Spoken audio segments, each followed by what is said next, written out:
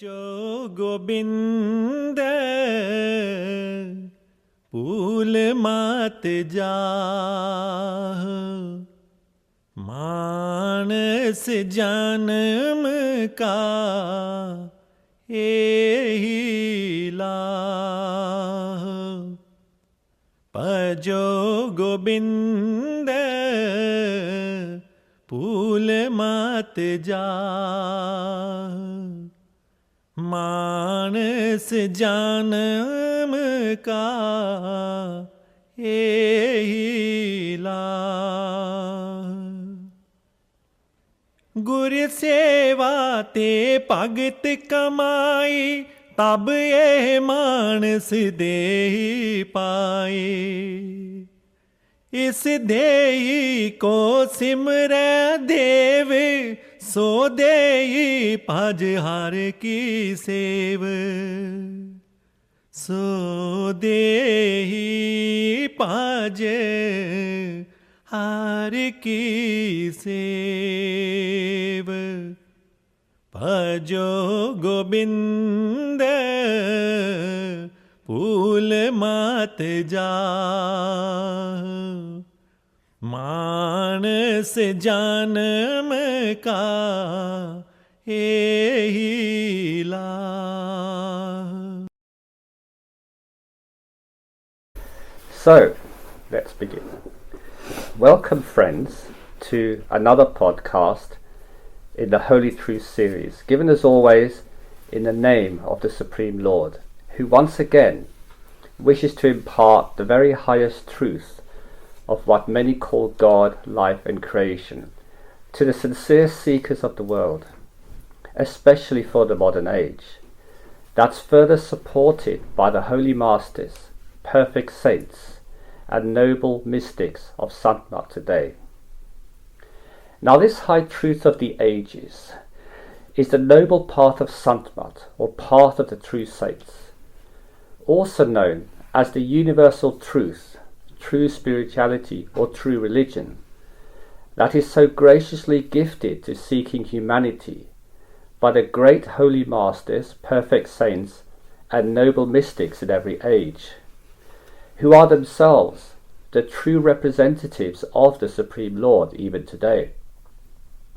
And although little known among the masses, once encountered, a sincere truth seeker can easily recognize that this noble path or true way encompasses all true faiths and beliefs as the noble source of all, details of which can be found in our humble literature, spiritual centers or YouTube channel, as well as in the Holy Discourse series of ISTAuk, among other Sant sources from around the world.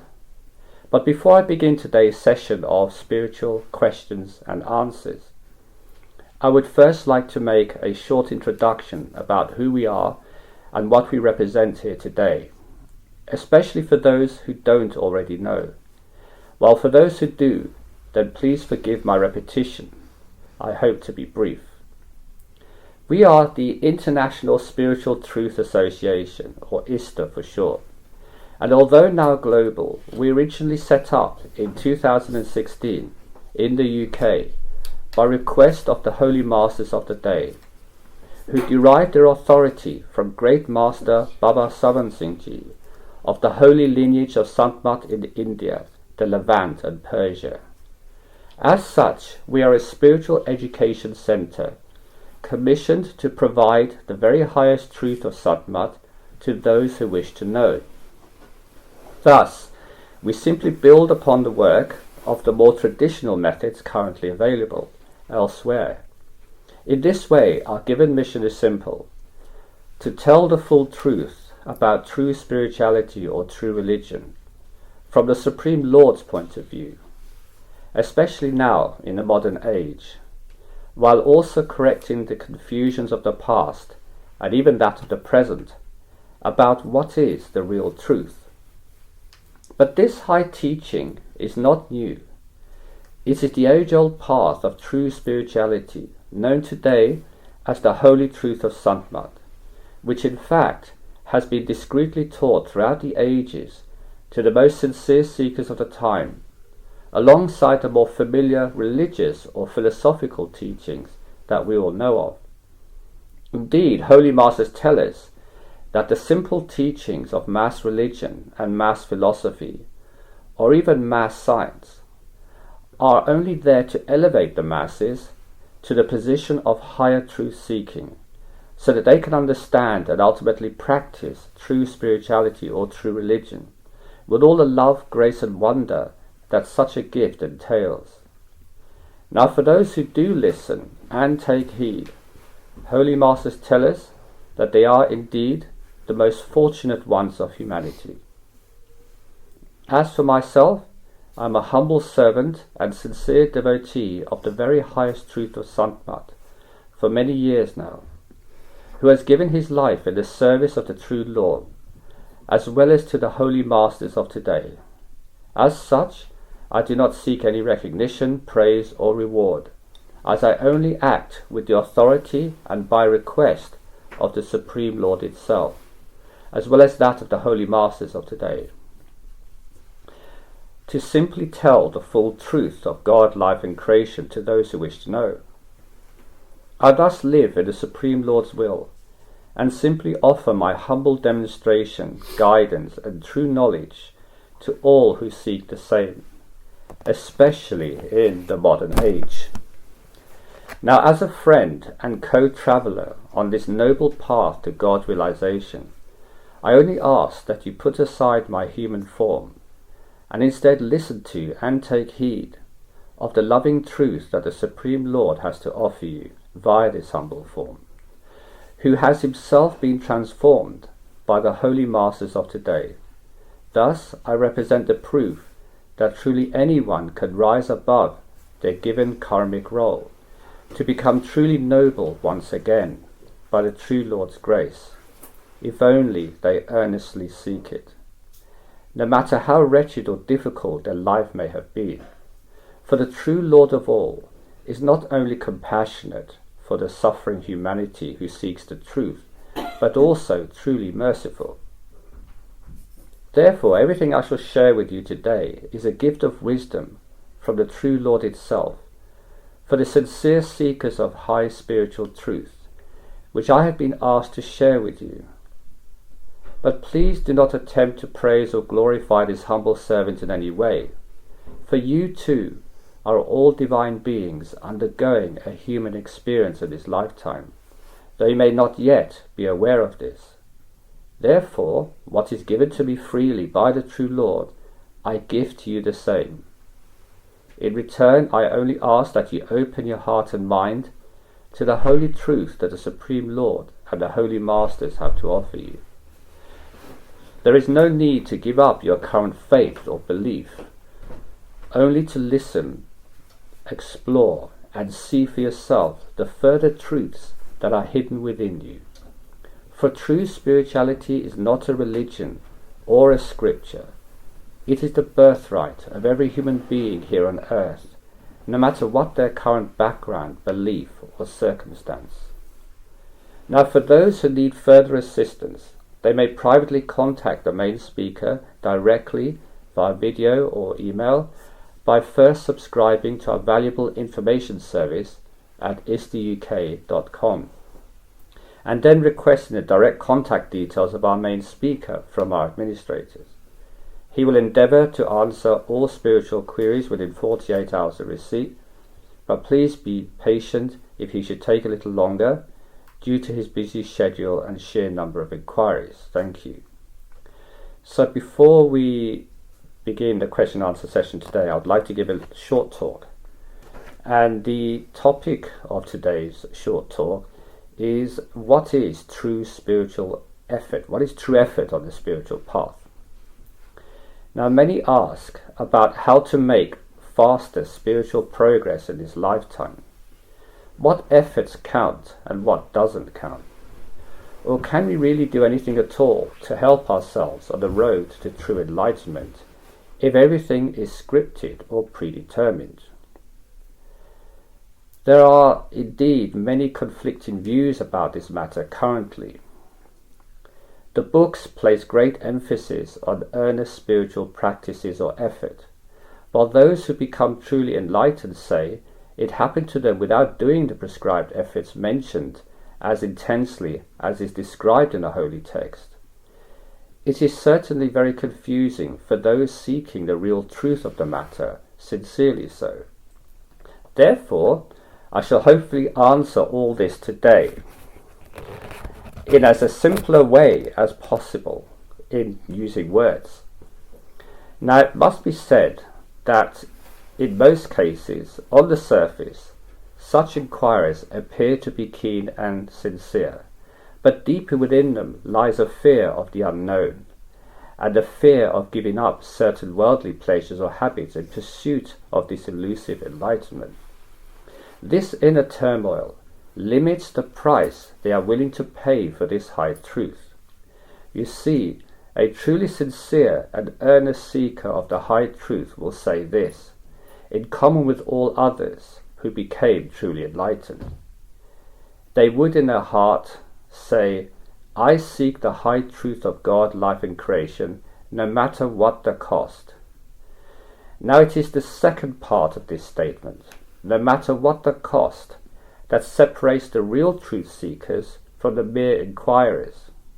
So, in answer to this question, there are only two ways to make any real spiritual progress in life, the slow way and the fast way.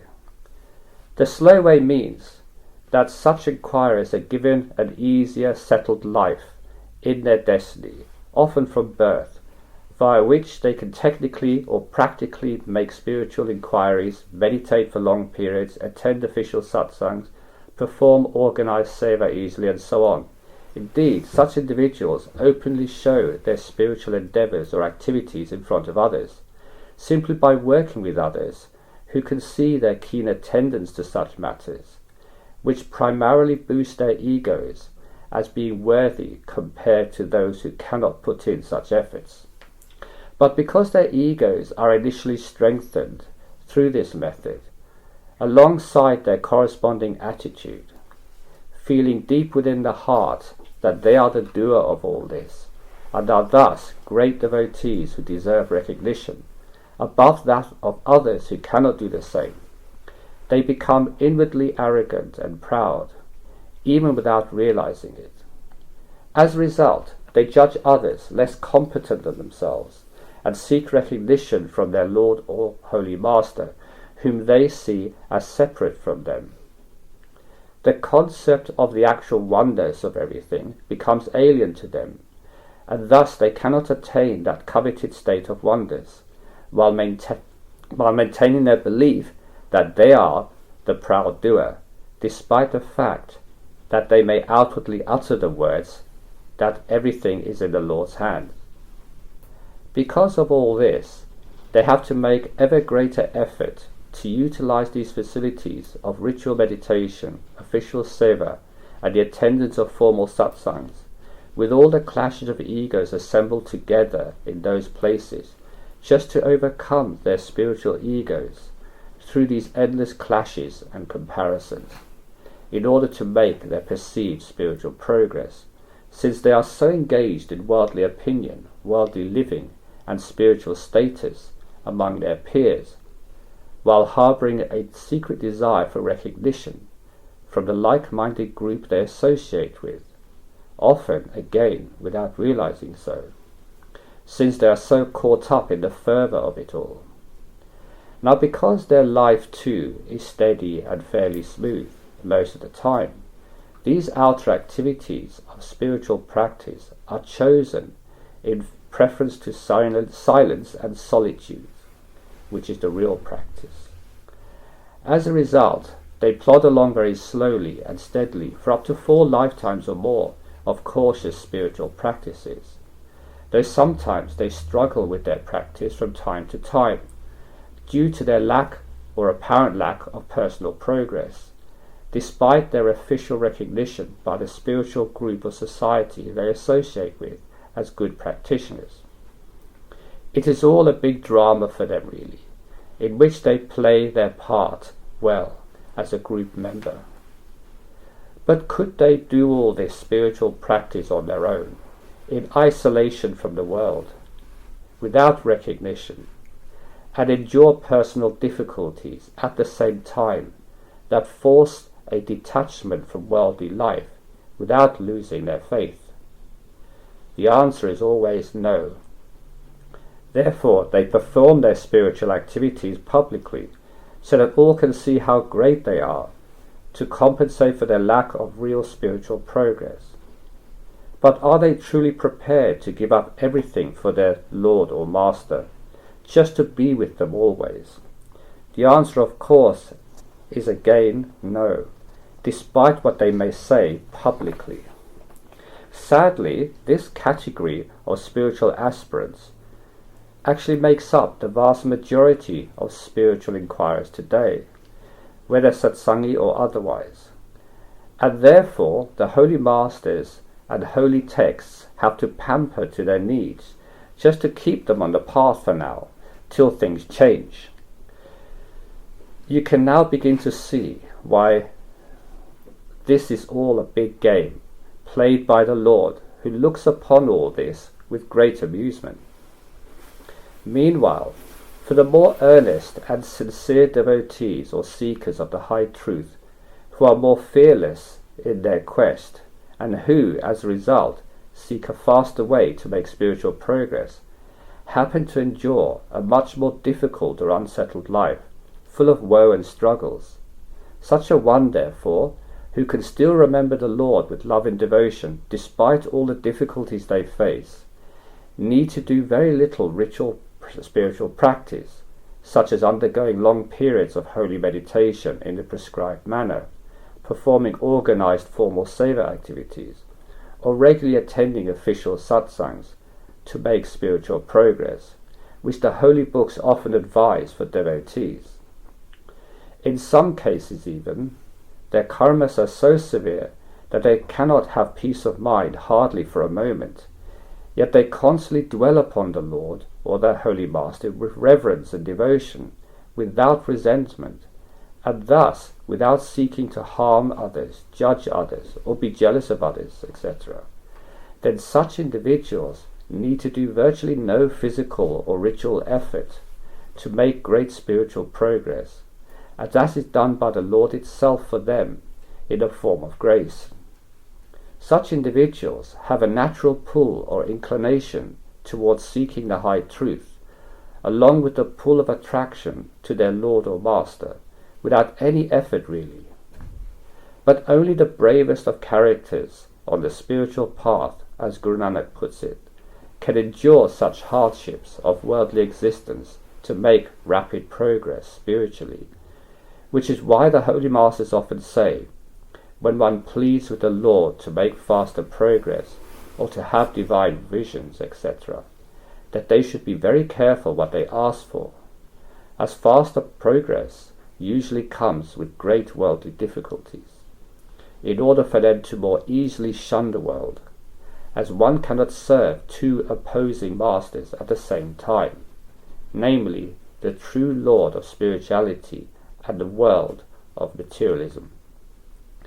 This is why the holy books often say that personal dukkha, or difficulties and sufferings from the world, that steers one away from worldly pursuits, allows a fortunate one to make faster spiritual progress, while sukh, or pleasures from the world, slow down one's spiritual progress, till they get fed up or bored with the world, naturally so, over a much longer period of time. Now these two differences in attitude are all to do with how well developed the ego is.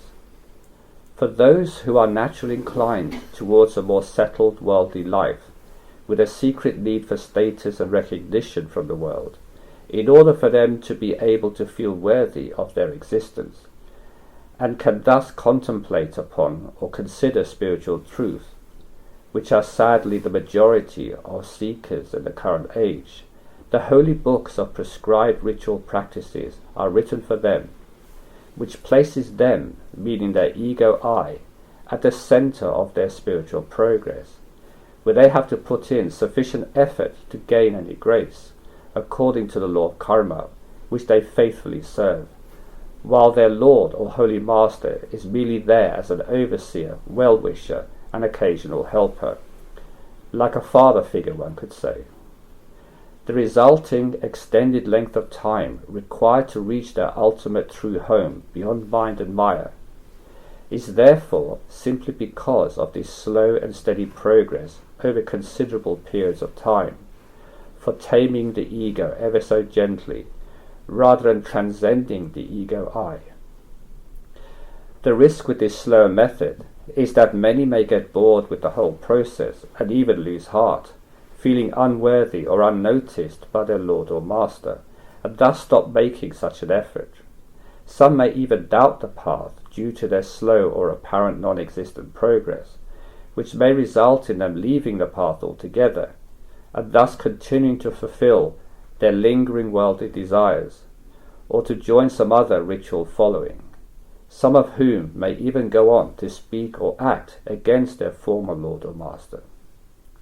Meanwhile, for those who are more determined to know the high truth, no matter what the cost, with a fighting spirit in their hearts, then for them who are still able to maintain their devotion despite all the difficulties they may face, or the unrecognition the world may place upon them, or even the harm that others may send their way, then the Lord itself shall usher them along much faster, in order to reach their ultimate home much quicker, through the process of grace, in recognition of their continued devotion despite their personal hardships, and to more speedily relieve them of the burden of worldly living.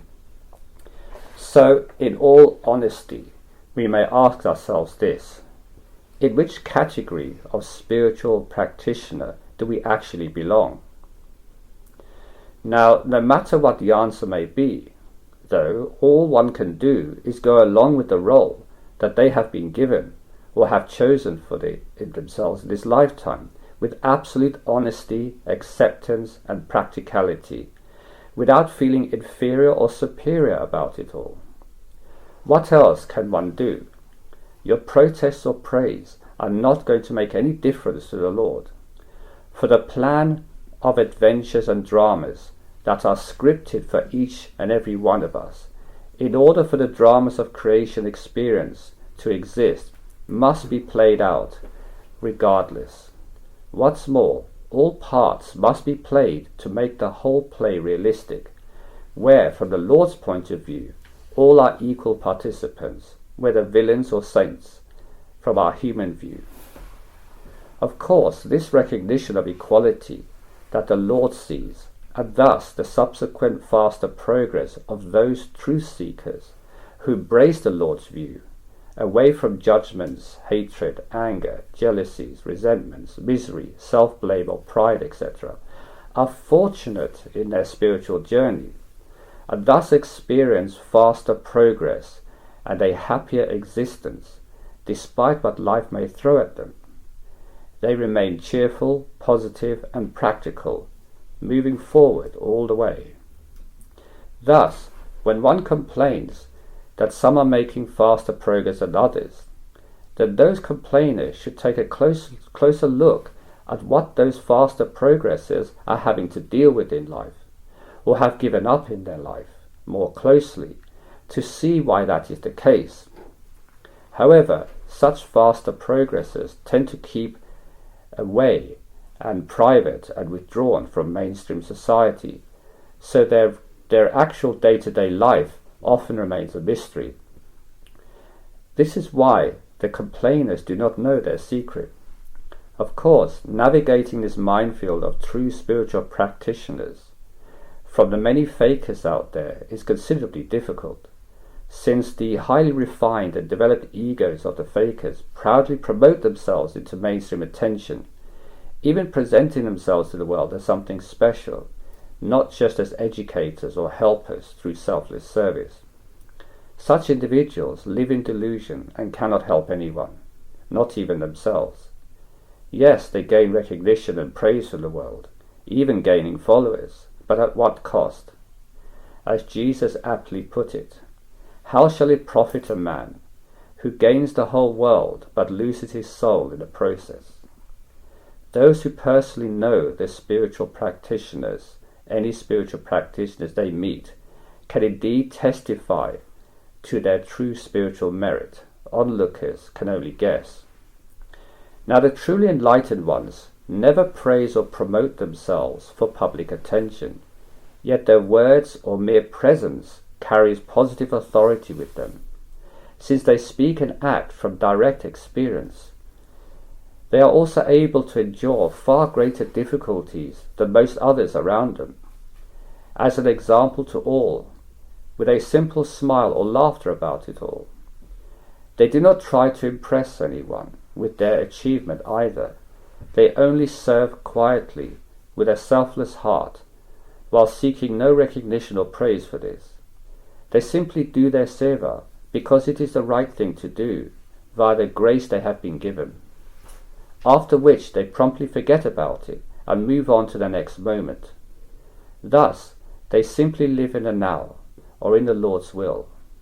They neither dwell in the past nor think of the future. They just take each moment as it comes, since they are solely dependent upon their Lord for their sustenance. It must be further explained that this whole adventure experience of drama and learning in illusory or lower creation is based upon the creation of pairs of opposites, in order to have a so-called good or bad effect for an experience of the human form, which allows us to participate in this adventure and drama of human life. Indeed, the rules that govern this duality of experiences have to exist also in order to make it work as an adventure in time and space. For example, if there was no darkness in the world, then there could be no light or an appreciation of light. If there was no death, then there could be no value to life. If there was no ugliness, then there could be no appreciation of beauty. If there was no suffering, then there could be no pleasure. If there was no illness, then wellness would not exist or be appreciated. If there was no hate, then love could not exist, and so on. It is these pairs of opposites that make all the dramas in the world work, facilitated by the law of cause and effect, or deed and consequence, that we call karma today, which makes up all of our experiences and destinies during our time in this adventure playground we call human living. However, having said all this, the real truth of the matter is that true spiritual progress is not in the hands of the practitioner. It is solely in the hands of the Lord, expressed through hukum, or the Lord's will, whom the Lord wishes to choose for spiritual enlightenment, and the rate of spiritual progress to be made. You see, if this creation is to continue for its allotted time, then not all souls in the human form can be liberated at the same time, or even in one lifetime. Some may have to take their time, but all will get there in the end. The spiritual practitioner, therefore, should ideally recognize this fact and make the most of what the Lord has to offer them, without feeling too guilty or too proud of what they have been given, such as comparing themselves to others, since the true Lord or Holy Master has a unique relationship with each and every one of us, in order to fulfill every possible angle of creation experience, infinite numbers of them in fact. The Lord is indeed the only doer, and the Lord's manifested expressions of divinity termed souls are mere participants, expressed as condensed forms of supreme consciousness that is the true Lord, famously termed drops of the divine ocean of Satnam, or supreme consciousness, who undergo the adventure of traversing creation experience from infinite viewpoints. Added to this are the illusory or mindful characters termed jeeves, adopted by individual souls to further enhance the dramas in the epic adventure they have to undergo. So transcending this false persona of the jeev is the true goal of all sincere spiritual practitioners of any faith. But what does it mean to transcend the ego? Transcending the ego generally means moving beyond the limitations and illusions of the individual self, and realizing a deeper, more universal aspect of reality known as the soul. In many spiritual traditions, the ego is seen as the part of the individual self that identifies itself with separateness, individuality, and the material world, that is driven by desires, fears, and attachments. To transcend the ego means to recognize that the ego is not the true self, but rather a temporary construct that can be transcended through spiritual practice and self-realization. This could involve letting go of attachments, overcoming fears and desires, and cultivating a deeper sense of connection and oneness with the world around us and the Lord. Transcending the ego leads to a sense of inner peace, freedom, and liberation from perceived suffering. It can also be seen as a means towards spiritual awakening and self-realization, as it allows one to connect with a deeper sense of truth and joy beyond the limited confines of the ego. Therefore, spiritual awakening means transcending the I of the ego, not awakening the I of the ego. Meanwhile, empowering the ego with knowledge is the goal of mainstream religions that maintains one's identity with the character they are playing in this life by simply making it more noble or powerful. But that is not true enlightenment, since we are fundamentally not the character or ego I we are playing in this life. We are the ocean of consciousness, condensed into a drop of limited awareness, where spiritual awakening allows us to expand our limited consciousness once again, to include the oneness of all. Then we will see that all other forms are merely the expression of the One, including us, as infinite forms or viewpoints of supreme consciousness. That is our ultimate reality.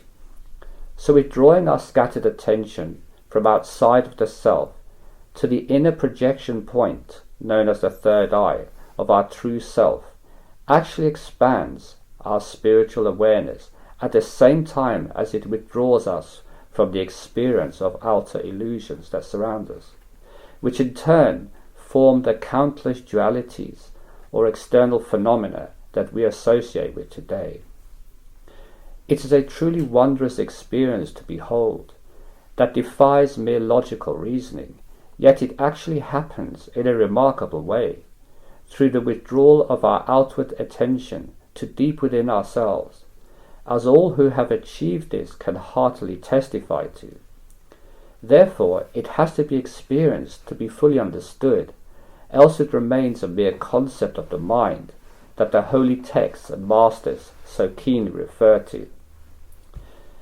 In most spiritual traditions, the idea of oneness is a common theme, attained through spiritual practices such as meditation, self-inquiry, and high truth seeking, which are the common methods used to cultivate higher awareness, and thus expand our consciousness beyond the limitations of the ego.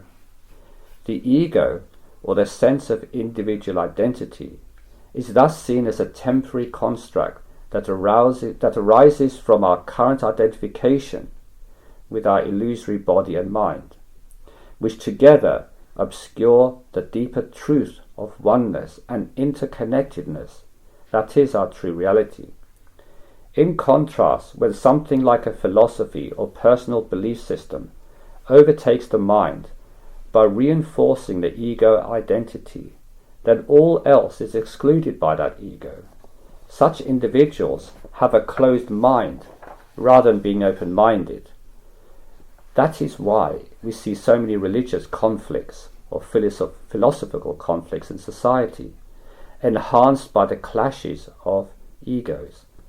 Meanwhile, a spiritual adept or enlightened one does not bother with such debates or arguments, but only speaks about what they actually know beyond the realm of mind and maya from direct experience. You see, all the objects, fantasies, and gods that you see or worship in creation are in fact your own creations. A true spiritual adept or master has dropped them all. So true spiritual So true spirituality reaches a point where nothing remains except the high truth. Then only you are left in your total oneness, and that has a beauty all of its own, beyond the comprehension of the limited mind. That is the hidden splendor of high truth realization. Before that, everything is a game. There are games of the body, like gluttony, sex, body adornments, wealth accumulation, harboring possessions, etc. Then there are games of the mind, like the many forms of material loves, hates, anger, greed, envy, material knowledge, religion, superstitions, and worldly philosophies, etc. True spirituality, however, is not a game. It is the real and everlasting truth, ultimately leading to the true oneness of the soul with its origin, that Sant terms the Satgurus of the Supreme Lord, or the state of supreme consciousness. Similarly, everything one experiences when unenlightened is a dream. In fact, there are layers and layers of dreams: beautiful dreams, ugly dreams, spiritual dreams, non-spiritual dreams. But true spirituality is not a dream either. It is the dreamer who has awakened out of all dreams. The only hidden splendor of the dreamer, only the hidden splendor of the dreamer is revealed, and thus this greatest secret of all secrets becomes known to them. Supreme consciousness is thus the ultimate truth, an omnipotent and omniscient force that underlies all existence. Yet within this boundless awareness, we possess the remarkable ability to choose forgetfulness. This paradoxical capacity allows us to navigate the world with a selective focus, often overlooking the profound depths of our own consciousness or higher truth. In this selective forgetfulness, we find the freedom to experience life in its myriad forms and to engage with the mundane and the extraordinary alike. It is through this voluntary ignorance of unawareness that we can immerse ourselves in the present moment, unburdened by the vastness of our inner knowing. Thus, the dance between awareness and forgetfulness becomes a delicate balance, a testament to the complexity of our existence. We are both the seeker of truth and the architects of our own illusions, navigating the intricate tapestry of awareness, coupled with a blend of mindfulness and deliberate ignorance.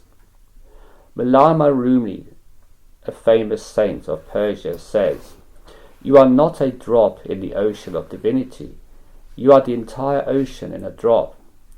In this sense, the drop or soul perceives itself as separate and distinct due to the soul's projection of itself from the body of the ocean via its secret or creative focus of attention away from its true self. Then the tool of the mind, while enveloping the soul, similarly perceives itself as a separate and distinct entity due to the mind's conditioning as an individual or character and its accumulated karma. This perceived separateness is the root of the individual's experience of duality, suffering, fleeting pleasures, and its limited conceived reality. But as the drop undergoes expansion through spiritual practice or yearning, it starts to shed these layers. Now, Paltu Sahib, a famous Indian mystic, says, "There is only the one, there is no other." Now, Paltu Sahib himself was a 19th century Indian mystic and poet who is known for his high truth spiritual teachings and poetry. One of his key teachings is the idea that there is only one ultimate reality, which is often referred to as divine consciousness, God, or the ultimate truth. When Paltu Sahib says there is only one, there is no other, he's expressing the idea that there is only one true reality, and that everything else in creation is a manifestation or reflection of that ultimate reality.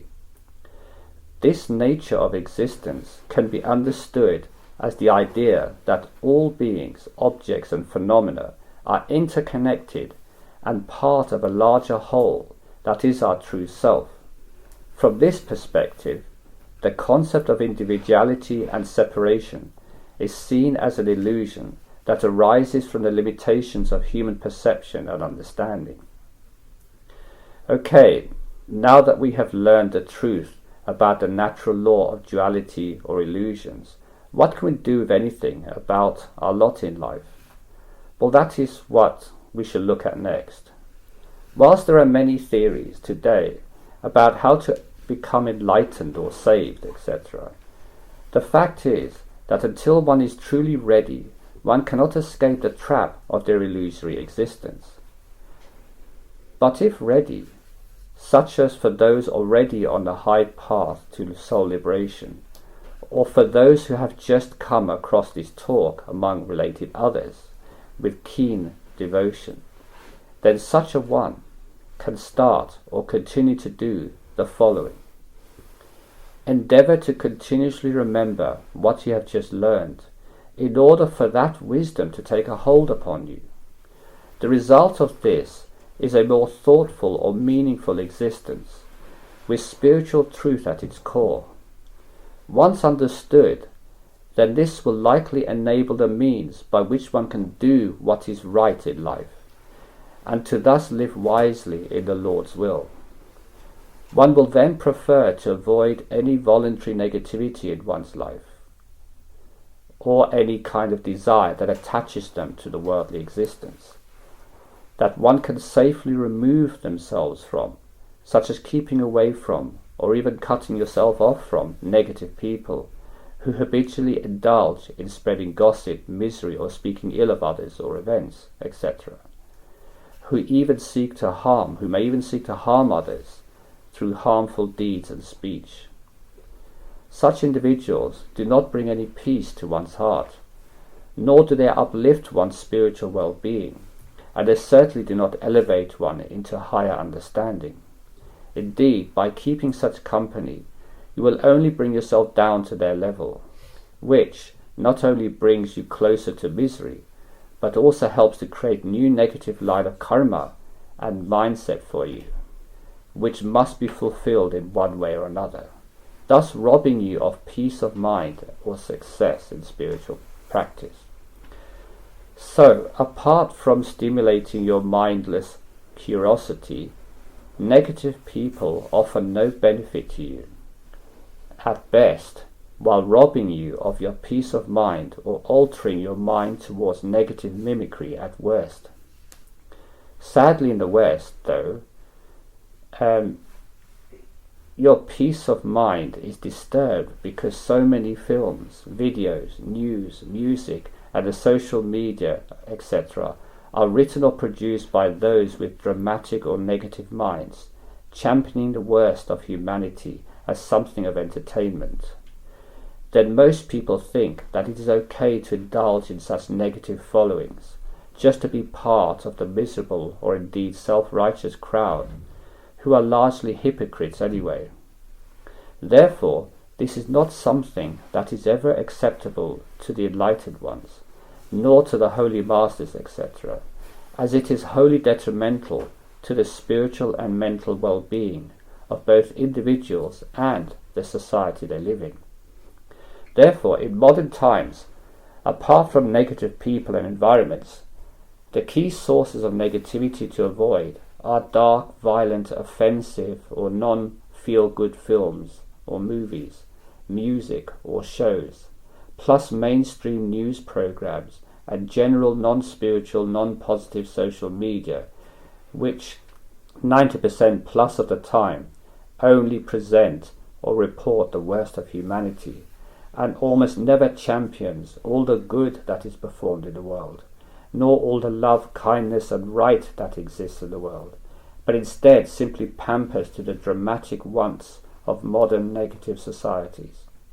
And finally, one should avoid negative thinking within oneself that is subtly indoctrinated by mainstream society as something strangely normal or even necessary, simply because they are miserable. And so they want everybody else to feel the same, in order to feel somewhat normal. But you do not have to subscribe to this way of thinking or living. By not indulging in it or accepting it as okay, but instead replacing this habit with positive thinking, noble ideals and objectives, and spiritual practice that celebrates your true higher worth, you can rise above negative, oppressive societal indoctrination. The next thing to do is to associate with the company of the enlightened ones, or those of higher understanding, like that of noble spiritual practitioners, philosophers of the holy or the holy masters, etc., so that the company you keep will positively support a newfound ideal. And when combined with ongoing reading, listening, and reflecting upon higher truth via truly spiritual organizations such as RSSB, ISTAuk, and so on, among others, who support positive spiritual environment without resort to elitism, judgment, or damnation, or to external rites and rituals that lead you astray, like so many other so-called helpful spiritual organizations routinely do in the name of God or truth, etc., then this will greatly aid your spiritual merit.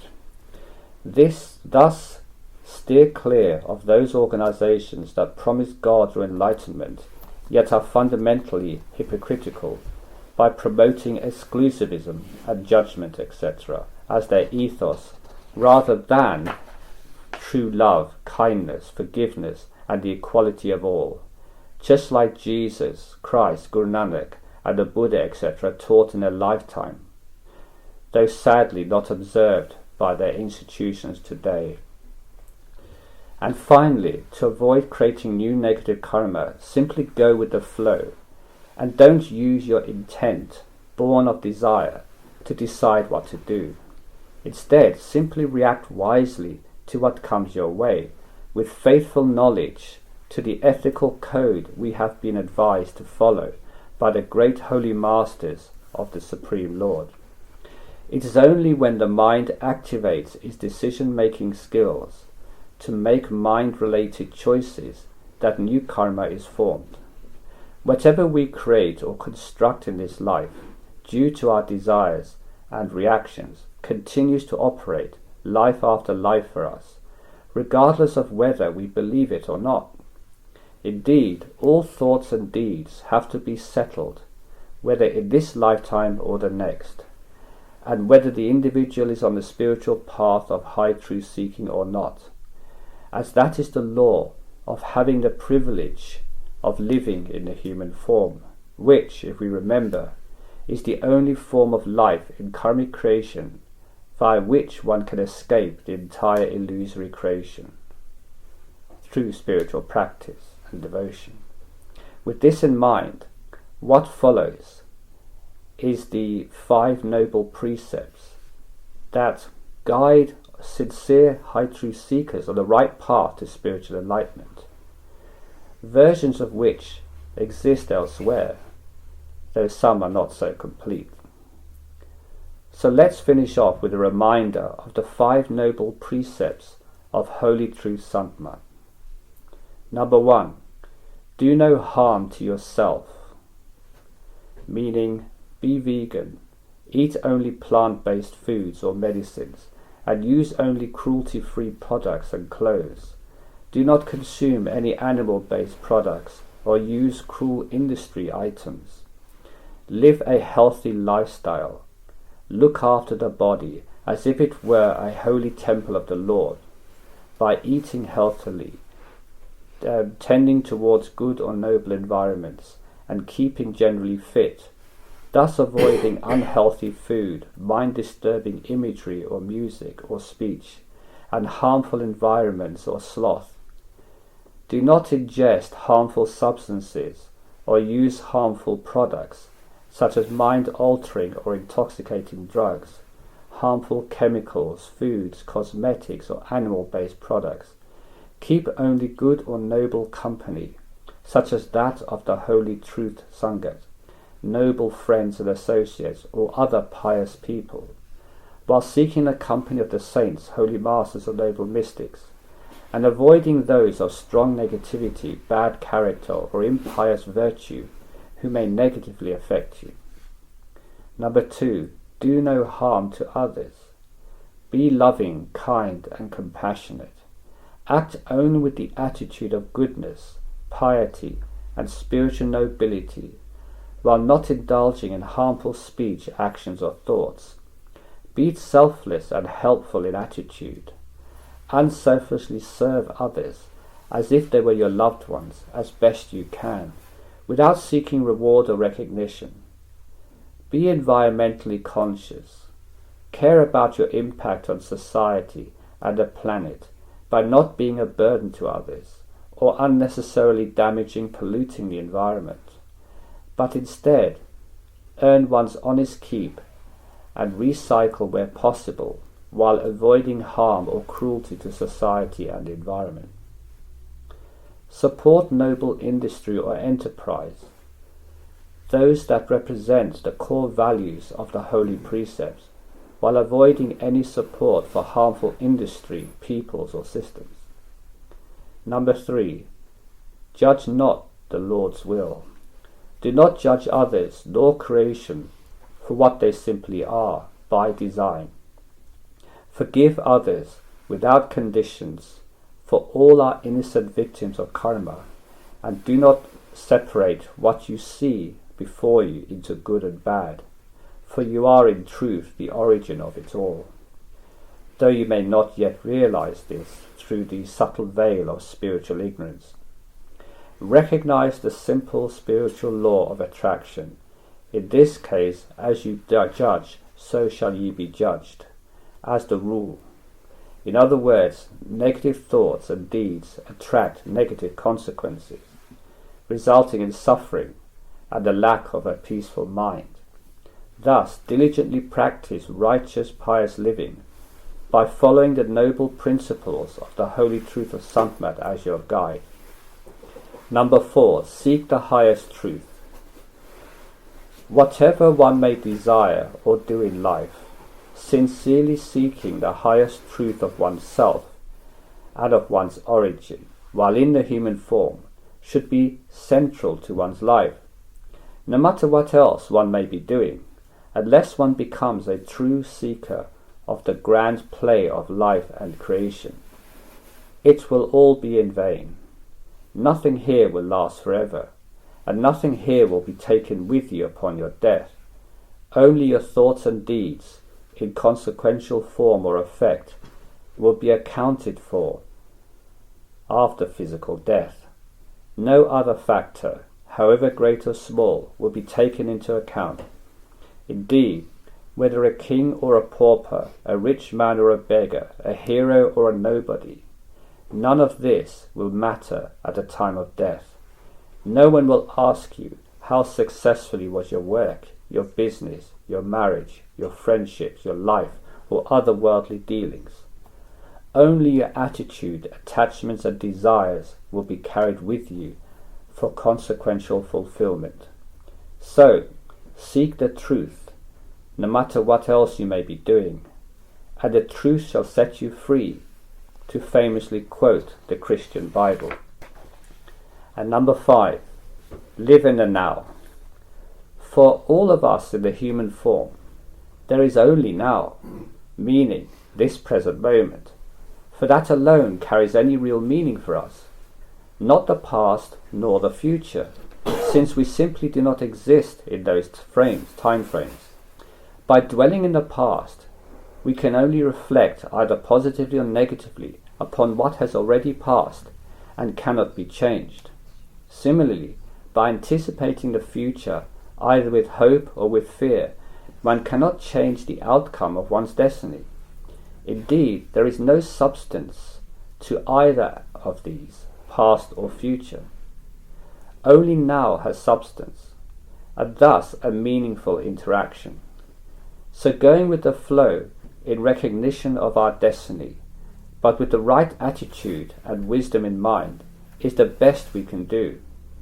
Whatever comes our way, with wisdom one should be practical and logical, accepting it as something that we have to rightly deal with, and thus make the best of it, in the now. What else can we truly do?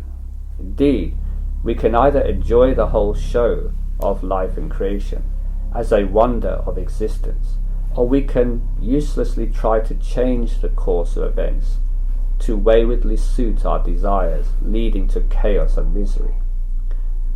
For further help, one may read the related guidelines titled Living in the Lord's Will that ISTAuk produce, so that one can better understand how to make the best out of one's life and even enjoy it all from a higher, more peaceful perspective.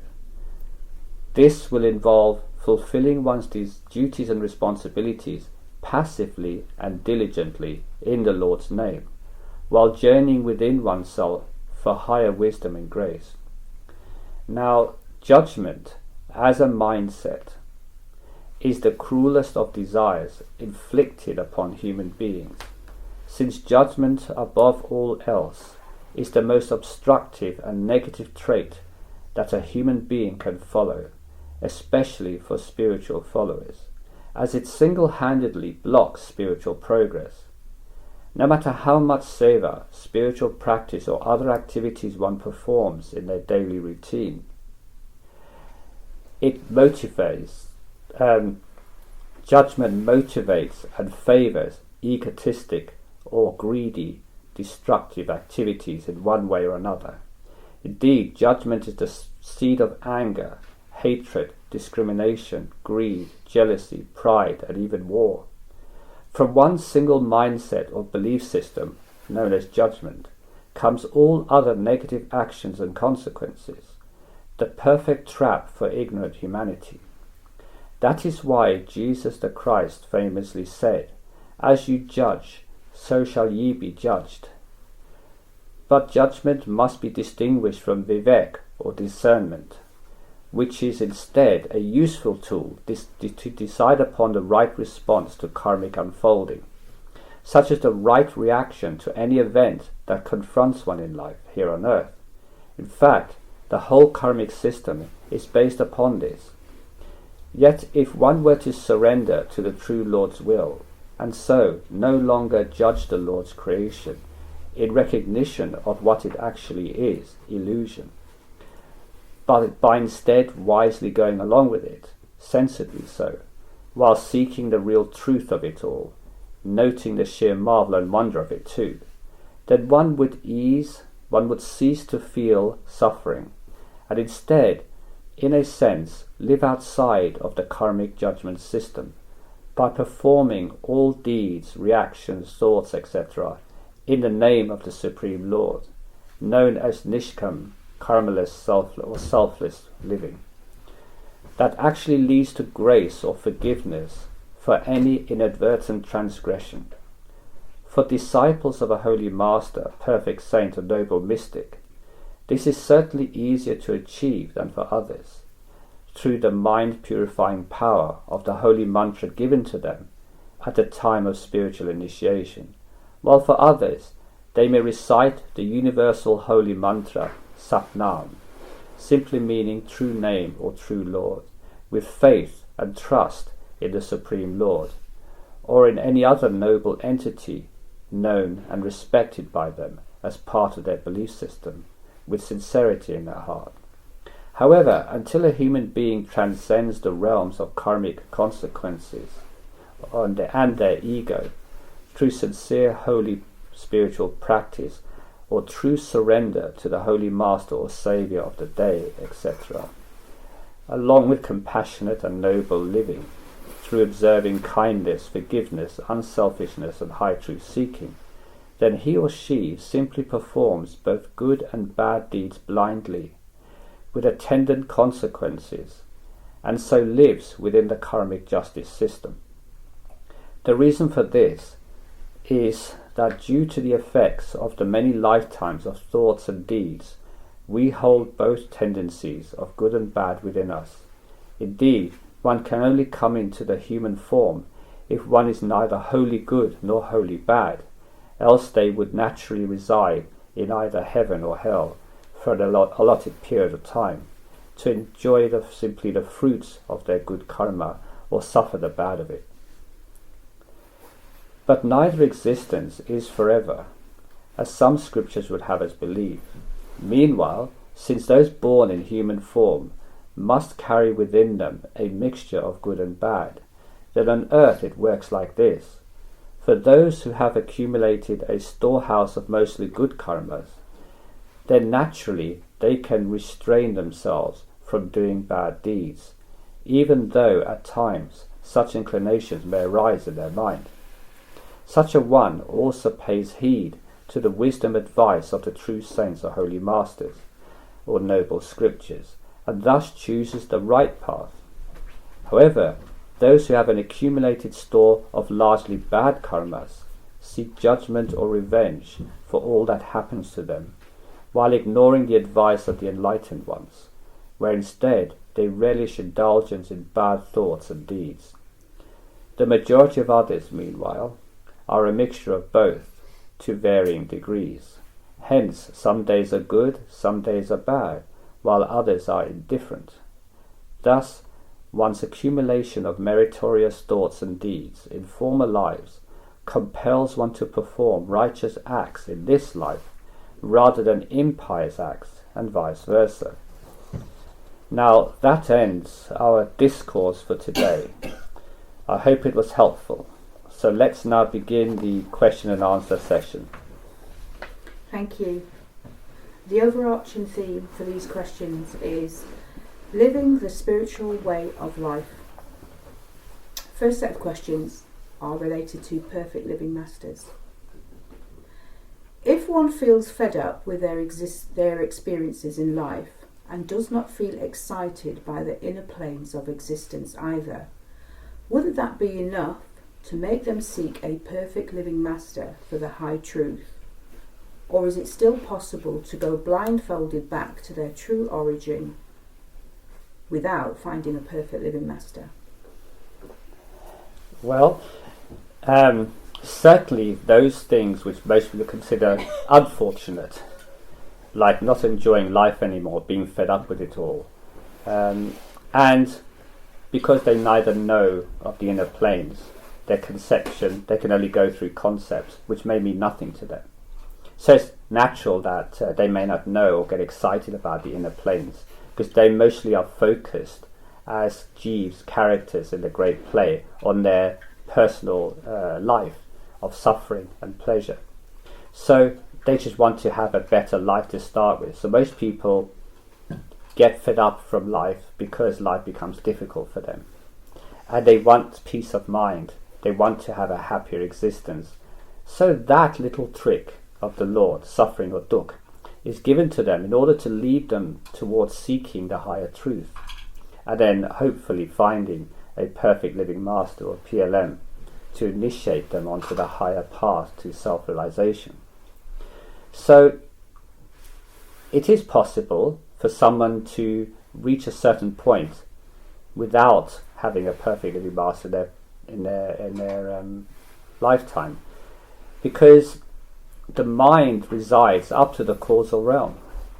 So any mindfulness activities they do can take them up to the causal realm. For example, we have Krishna consciousness, and people who get themselves into Krishna consciousness or Buddhist nirvana take themselves up to the causal realm, because that's where that form originates from. But the mind cannot transcend itself or the ego. It cannot enter the spiritual planes. Only the soul can.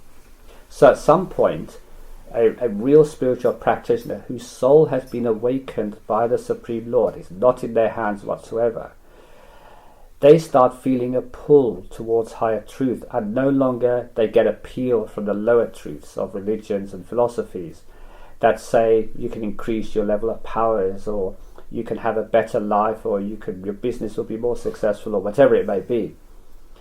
They shun all those things. They realize that they are useless, but they don't know why, because the mind struggles with it. It says, well, no, these are the things I enjoy, but in my heart, deep down, something's telling me it's a waste of time as well.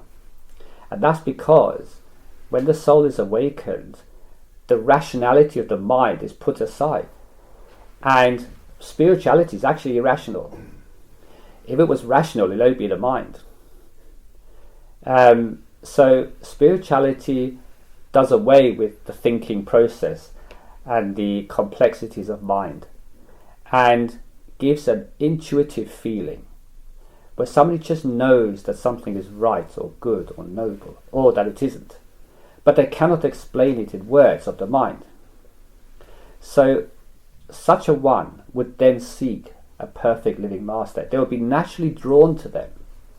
It won't be that they will intellectually decide, let me find now PLM to satisfy this. They won't. They'll just be drawn by an encounter with somebody that connects with their soul in a higher plane, but physically presents themselves here. So when they look upon such a one, the soul itself is stirred, but the mind itself may look, he's just a man or just a woman. But there's something extraordinary about him, and I can't explain it. So I'm going to go along, let's have a look. So this whole gameplay between the mind and the soul goes on. So yes, but the primer for all of this is dukkha. You have to feel fed up of this life, you have to feel miserable. When that comes about, and at the same time you get a pull to know the truth of it all, in other words, you can't go bitter and resentful. You become a violent criminal who wants to kill everybody as a revenge for their miserable existence.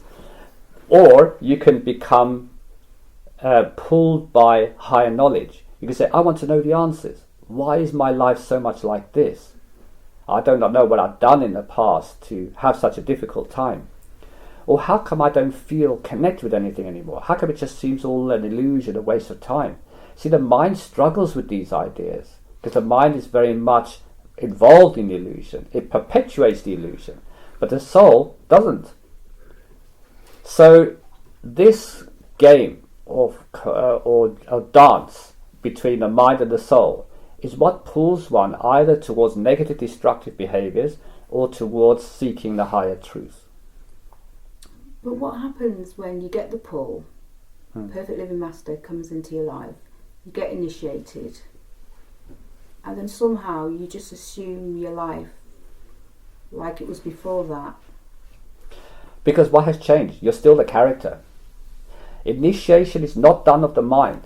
The mind is totally ignored in this process. You could be a villain and get initiated because the time is up for the soul to become awakened. Now, as the soul awakens, which is what this initiation process, slowly the mind is transformed.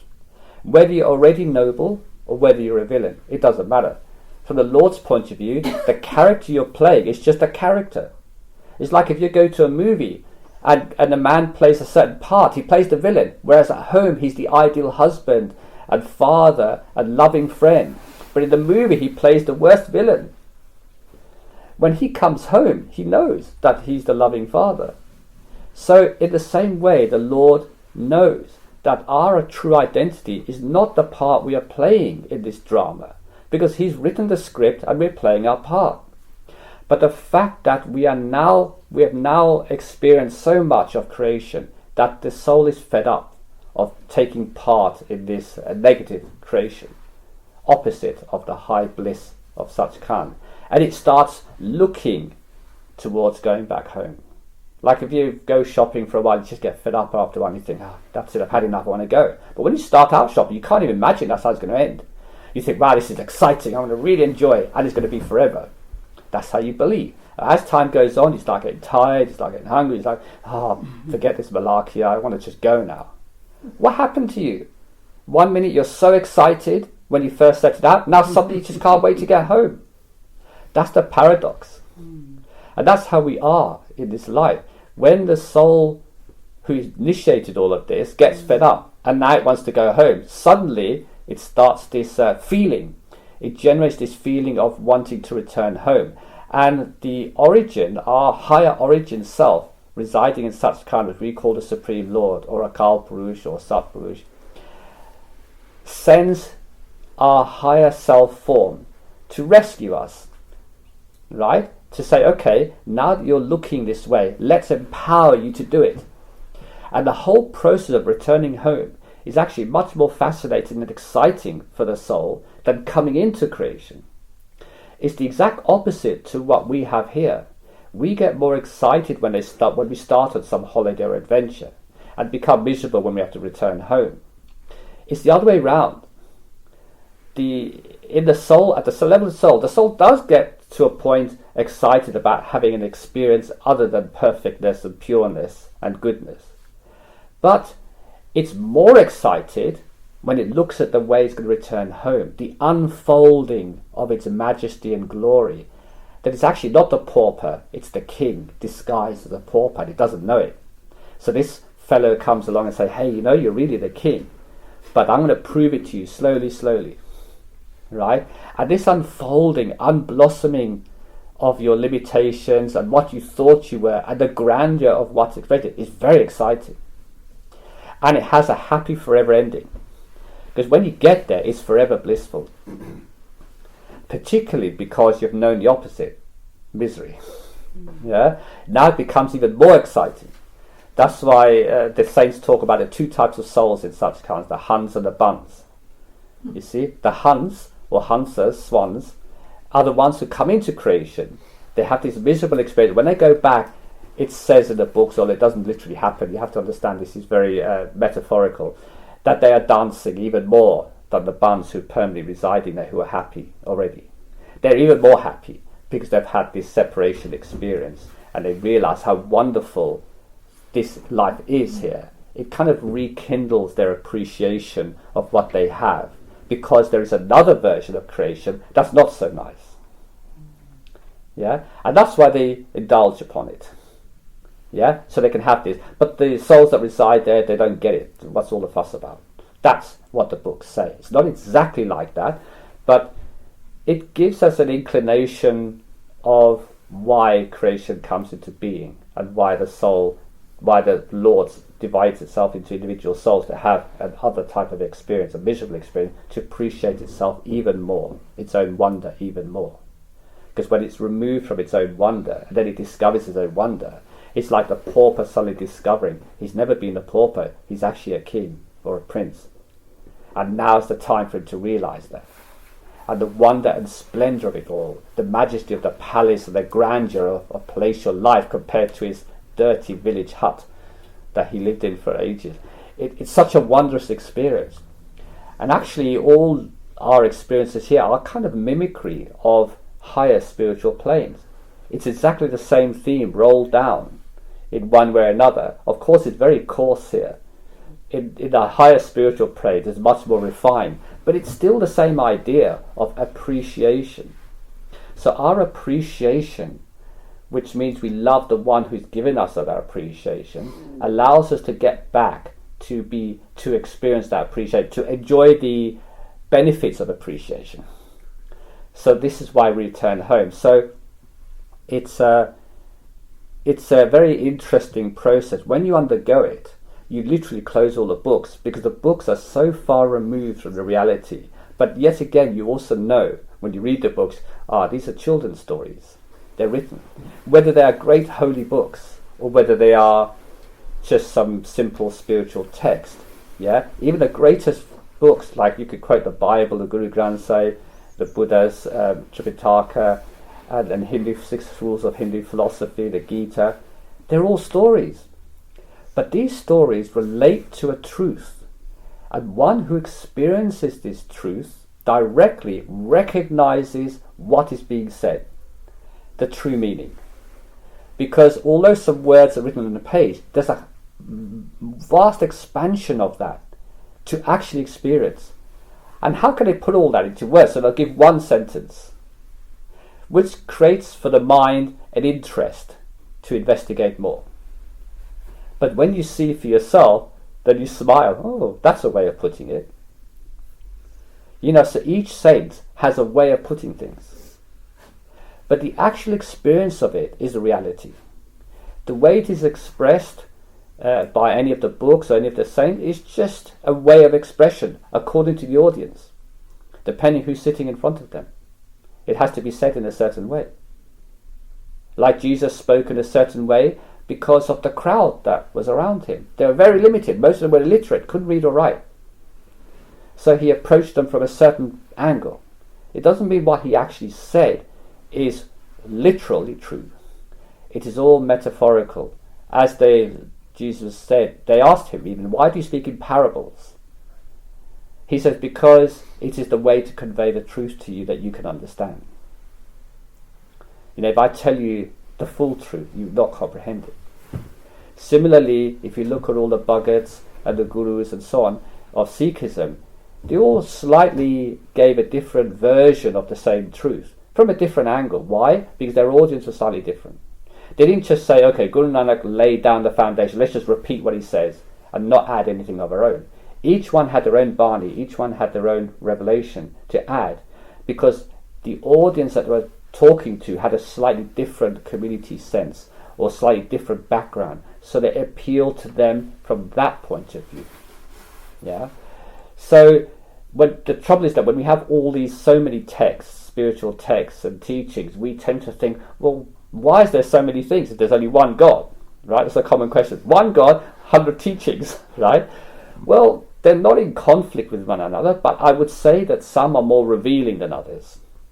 Yeah, according to the audience at the time. So, but generally speaking, the commonality is that we are somehow connected with this Lord, and that we need to return back to our Lord. And that the Lord is all love and devotion and bliss and all of this. And we have to somehow unite with that Lord. Now, the methodologies approached to this, depending on society, would be very different. But it doesn't negate the fact that they're all telling you to go back to your source. That you're not only human, you are more than a human being. You are a creation of this Lord, and therefore you should go back. Right? Whichever religion you follow, they all kind of say the same things. But the expressions are different. But that doesn't make that original concept invalid. It just simply says that they had their own way of doing things. Some with a very long way. It doesn't matter whether somebody takes 1 trillion lifetimes or one lifetime. Even if they're working towards it, it still counts as something. Like there's a very famous Confucian philosophy that says each 10,000 mile journey begins with the first step. So whether you have 10,000 steps to take to get there, or whether you can do it in one leap, like Superman, leap in a bound and get there, it doesn't matter. You're going to get there one way or another. But if creation is to continue, then some people have to get there faster than others. Otherwise creation would end. So hopefully that answers the question. But yes. Can I just say, you know when you mention about hunts and bunts Yes. in Satgurus, Yes. there isn't that still putting a divide or a Yes. mask? That's why I say it's not the reality. It's a way of describing. Just to describe it. There's many descriptions of Satgurus, all of which are not true. There's only one truth. It's the motionless plane. The motionless plane of absolute awareness, where the one is aware of all its projections and expressions. But just like a projector projects something onto a screen, that screen is not the reality. The projector is. Yeah? The projection has no substance. Right? Shadows on the wall have no substance. But they look like they're there. If you're looking at it if you're projecting outwards along with that, then it looks real. So yes, there's no reality to that statement. The hunts and the bunts, things I mentioned. It's a way of explaining how the Lord projects himself out to have an alternative experience, which we call misery. And when returning back, how these individual projections come back and are celebrating. But you're right, there's no division or anything like that. In fact, there's nothing there. There is just a oneness. But that oneness exists also as the many at the same time. So such kind of a unique point in which it's like a jigsaw that forms a big tree in a puzzle, and you put it up on a board and you put it on the wall. And there's two types of people that say, wow, that's a big tree. That's a really lovely picture of a tree. And I said, no, hold on, that's made up of loads of little individual parts at the same time. Both can exist at the same time. It's a very strange thing for us. But that's what happened. And beyond Satgurus, when we're looking at ISTAuk, Agam and Anami, then there are greater stages of this oneness, where literally there is no more separation of the individuals. There's no one and the many, there's just a one ultimately. So Satgurus is considered to be the middle road, or the resting place. Yeah, go ahead. Do you have any more questions? No. No, that's right. Okay. Still keeping with the topic of perfect living masters. Right. Have all perfect living masters been through extreme suffering in past lives? I would say that the majority of them, almost all of them, to some degree or another, suffer more than the average. Absolutely so. Some of them to tremendous effect that we all hear about, and we all think, goodness, what they went through. Generally, the answer is yes, but it does vary depending on the location. For example, where there are more truth seekers, highly evolved societies, they don't need to suffer so much. The people are already convinced that life is miserable and that the high truth is the way to go. But in most societies where they appear,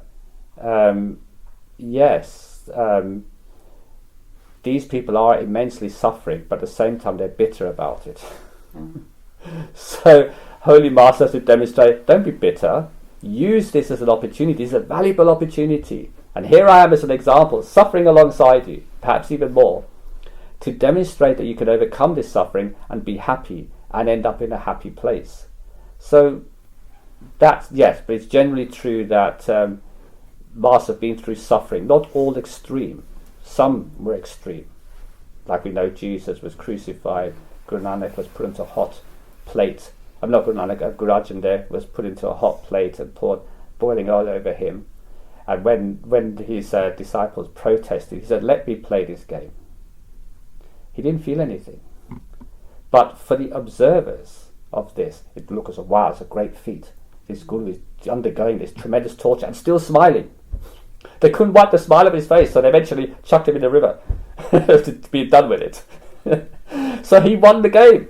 Although he died in the process from a human perspective, he actually won the game. Because they could not wipe the smile away from his face. So it is said in the literature. But it's kind of right. Thank you. Please explain the difference between Satguru and Param Sant, and who were Param Sants from recent past? Okay, again, this is a submat of the Sikh philosophy. For example, let me first distinguish what a Satguru is in mainstream Sikh literature and in Santma. So Satguru means someone who's a true guru. So they come from the fifth plane. They come from Sachkhand. A Param Sant Satguru, because it's not just a Param Sant, it's usually a Param Sant Satguru, is one who is said to have not required a master to initiate them. So they became fully aware right from the beginning. So Satguru has gone through the normal route that we have to go through, where we get initiated by a perfect living master, and then we evolve to become noble. A Param Sant, however, is said to be born without the need to be instructed or guided by a living holy master. Okay, that's the theoretical model behind the two. The question is it true? Yeah. Actually, in certain areas it is true. It does exist. But who is attributed with this great feat? The interesting thing is that even a Param Sant, who is born all-knowing, like Kabir Sahib, for example, was, he still had to be initiated by a lesser master, Ramakrishna of his time, who was much lower level. Yet he then elevated his own master to the high status, but he still went through the process because he could not be seen to be different from the mainstream crowd. If somebody has supernatural powers and so on, then how could you relate to them? How would you follow them? They say, it's all right for you, mate. You can do all these magical things. We're just mortals here. But if he acts like a mortal and goes through the same process you have to go through, then he's basically telling you how to do it. But yes, he was a Param Sant. Kabir has gone back many, many eras, yugas of lifetimes that he's existed in. So Param Sants do exist. And I'm not here to say which one is which. That's not the right thing to do. Because human nature being what it is, they'll start devoting more attention to one than the other, thinking, well, if he's a Param one, he's better than that. And it doesn't work like that, actually. Because they're no different. If you see so-called Param Sant, Satguru in Sachkhand, and you see a Satguru there, you will not see any difference between them. It's just a method when they come here Like, for example, Adi Yogi. Now, Adi Yogi is of Hindu religion, yeah, the origin of yoga. So he's 26,000 years ago, he was here, and he initiated the whole yogic process.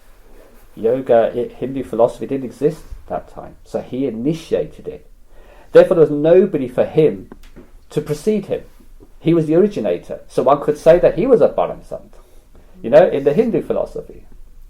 So when somebody comes and initiates a completely new philosophy, let's say, or starts something new, and there is no former expression of this in existence, then one could say they're a Param Sant.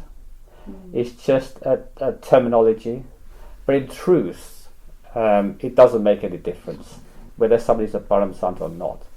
The process, what they have to offer is exactly the same. You don't get more from what you call a Param Sant as from a Sant Satguru. That wouldn't be right. They don't. It just describes that in certain times there were certain people born which didn't have a master to initiate them. So they had to become self-realized, which they carry that with them. So now we say they're Param Sants because they didn't need to be initiated or follow a guru. They started the whole trend themselves. That's the difference. Thank you. Got a question about the Bible. In Matthew 27, verse 45, Jesus, when on the cross, said, my God, why have you forsaken me?" What is the significance of this statement, since we believe that Jesus was God in human form? Well, the key there is you believe something. The way the Bible has portrayed Jesus' life is not entirely correct. If you really want to know the truth about Jesus, you need to read the Coptic Bible. The Coptic Christian Bible is the original Bible of its time. It was written just a few years after Jesus left in Ethiopia. Because what a lot of people don't realize is when the Romans were entering to Judea and persecuting the Jews and the Christians, they fled. They fled to Egypt. And then because Egypt had their own very pagan philosophies, this one God thing didn't sit too well with the Egyptians. So they carried on down, and at that time Ethiopia was very advanced. In fact, that's where Solomon came from. The Solomon in the Old Testament, he was from Ethiopia. And they were considered really advanced. I mean, when you look at Ethiopia today, you might think, how is that even possible? But in the time, Ethiopia was a greatly advanced spiritual nation. They were just southeast of Egypt. And it was by the coast, so it's kind of isolated, very mountainous and rugged, so the Egyptians didn't bother with them. They developed almost on their own. But the early Christians migrated down. Most of the disciples and followers, Jesus had many, more than 12 by the way, and they migrated down to Ethiopia, and they gave their teachings there, which were recorded by the Ethiopians. Because the Ethiopians were a largely Jewish community, one of the original 12 tribes that left Israel. It's kind of really strange, but it's absolutely true. So they maintained a Jewish tradition. So when the Christians came along, and remember, they championed to some extent Jewish tradition, but they also added to it by saying Rabbi Jesus or Prophet Jesus. So they kind of continued with the Jewish tradition. The Ethiopians relished this and adopted it, and they recorded all of this. Yeah, and they formed something called the Coptic Bible. So that's the earliest record of any kind of biblical writings. The Bible we see today, it's very much an edited version, and it hardly contains any of this. 88 books missing from the Bible today, 88 sections which have been taken out by the European Christians in that medieval times because they didn't think they were very European, right? Europe saw itself as this superior entity, and if you're going to embrace something that comes from something non-European, they didn't think about actual spiritual truth at the time. It was all about glorification of themselves. You have to understand, religion wasn't as seriously taken as it is today. A lot of people saw religion as a political means to gain something in society or to put themselves as better. And it's very much this process of we're the chosen ones. Yes, they think that we follow this philosophy, therefore some people still feel that today, that they're chosen, that everybody else is an infidel. right? That's not true, but those days very much so. So the fact that it's just dismissed in the Council of Nicaea in 345 CE, when they had this meeting, they put together and decided what will be included in the Bible, which the Roman Catholics, who were the dominant group at the time, Christian group, decided what will be included in the Bible. And then that became written in Latin. Then that was eventually translated in England into English, and we have the Bible we have today. But during all these successive translations and variation, it was edited and edited and edited. So the original, a lot of people say, oh, we need to look at the Hebrew Bible. But even the Hebrew Bible itself, because the Jews had a certain perspective on the whole Messiah philosophy, which Jews represents the Messiah, the Christ, Christos, which is what Christ is a Greek term. The Greeks got involved in this, you see, because then when the Greeks came into Egypt, they ruled Egypt for a while, they translated the philosophies of Christianity that was starting to grow in Egypt at that time into Greek. So we have the Greek Bible, and a lot of the terms we use now, like Christ, it actually comes from the Greek word Christos, which is like a Messiah or a prophet. So yeah, it's quite confusing. Anyway, going back to the questioner, having set the background, did Jesus actually say these words? Actually, he did, while he was on the cross. Not exactly in that form, because you have to understand that if Jesus actually said those things, what does it say about Jesus himself, who he really was? If he was God in human form, why would he go and call upon his Father? He didn't say, my God, he said, Father, why have you forsaken me? Meaning, ended the mission. He wasn't personally thinking of suffering or pain. He didn't feel anything. But what he was talking about is this mission. He felt that there was still mileage here. He could still help. That's what the forsaken me was. And he spoke that openly because he was on his own spiritual journey. Now, when he refers to the Son of God, he didn't mean it in a literal sense. Because then later on he goes to say in the Bible, we're all sons and daughters of God. If that's the case, then he can't be the only son. But again, Europeans said, no, we want Christianity to be separate from Buddhism, from Hinduism, which was influential at the time. We want to make it so distinct that he is the actual Son of God. Because you have to understand the Romans at the time believed in this pantheon of gods, and they had a supreme god like Mithras. So Mithras was their Jesus alternative before Jesus came along, before they adopted Christianity. And this Mithras was a powerful god, and he was special, and so on. So they needed Christianity, the Holy Roman Empire, to be special. So they simply played around with the words a little bit to make Jesus a literal Son of God, which people actually believe today. They actually think that God is a being who has a son. Mm-hmm. Now, if I was a feminist, I'd say, why couldn't he have a daughter? Why has to be a son? Hold on a minute, he's not very politically correct. Right? But because it's not the case. He did not have a son. He had souls.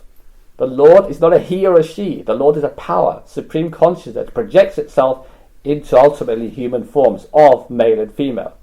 And the fact that Jesus was a male, is incidental. The only reason was that in that time a female would not be taken seriously. Mm-hmm. It's not that the Lord is somehow male biased, but the people of the time were patriarchal society, especially the Jewish, very patriarchal. Women were to be like dismissed in the corners, not to be shown in public. So they put Jesus as this male model Son of God, right? And that's where the mistake is, that if he was the Son of God, then why would he then utter those words? But he did. Mm. But he also said other things. He said, forgive them. At the same time, he said, forgive them, Father, for they know not what they do. So on one hand, he's saying, forgive them, don't worry about it. And at the same time he said, why have you forsaken me? But the meanings are different to how we understand it. People will look at it from a human perspective. Oh, he must have been suffering and been tortured and so on. No, he didn't actually. Like Guru Nanak, he just cheerfully accepted not Guru Nanak, Guru Arjan Dev, he cheerfully accepted his fate. Yeah? Okay, thank you. Right. Moving on to some questions about faith now. In Sant, we are often encouraged to have faith in the Master and in the path. But I sometimes wonder what faith really means in this context. You see, faith comes from a belief that the thing you have faith in has something to offer you. So if I have faith in the lawnmower cutting my grass, for example, then I could say I have faith that the lawnmower will work. I assume from the start that it's going to do the job because the description says that's what it does. So faith is really a mindfulness construct that allows us to follow something even before it is proven to us. Yeah? So we can have faith that the lawnmower will cut the grass, even so we never saw it cutting the grass. You go to the shop, you buy the lawnmower, you believe everybody what they're saying, because they say this lawnmower will cut your grass. You've not actually seen it, you've not witnessed it, but you have faith or belief. Yeah? So faith is like that. Now, you have to start from somewhere. So masters use the term faith as a means to start you on this quest of seeking truth, because you are now inclined to seek the truth and you find one who speaks the truth. So then naturally you have faith that they know the truth. But to actually know that they know the truth, you have to go to where they are. You have to see them in that truth realm. Otherwise it is just a question of faith, right? Because faith does not require proof. Whereas becoming a knower is different. So one transcends from faith to knowing. When one knows, it's because they have seen firsthand. They have direct experience. They know. They won't say, I have faith. They say, I know. You see? But a person who's a novice, a beginner, says, I have faith. So faith is a necessary step in the road to spiritual enlightenment, because it allows us to recognize something out there that may have this knowledge potential and may be able to offer us something. Okay, I think you've answered the second question as well. I'll ask it anyway. If everything in life is ultimately predestined, including our spiritual progress, what role does faith actually play? If the outcome is already written, how does faith influence anything? They've answered their own question. If it's written, then surely the faith that comes along with it is also written. That in that point in time, they'll have faith in this individual. So all these things are illusion, that we are the doer. If you remove us as the doer, and that we're just a participant, where the strings are being pulled from higher up and we're dancing to the tune of our karmas, then that will be a correct description of what we're doing here. We don't have any independent will. It just looks like that because we are ignorant of what is to come. And when we make a decision, we don't ever question, why did I think of that? Why did I choose that? Who is the one making the choice? Taking ownership of this choice? They don't ask that. They go on to then ask, similarly, if everything is pre-written, including good karma, why do we credit the master? Again, that's just a habit of the mind. One who's unenlightened and who feels the duality of existence, they see the master separate from them. Naturally then, they associate the master with something that's good. So if something good comes their way, they say, thank you, master, for helping me. And master will rightly say, I did nothing. I didn't help you. Your own faith or your own decision helped you. You made the right choice. Yeah, and that led to a consequence, a karmic consequence. Because remember here, only karma exists. There's no supernatural power. Right? So that's why there was a famous saint who actually said this.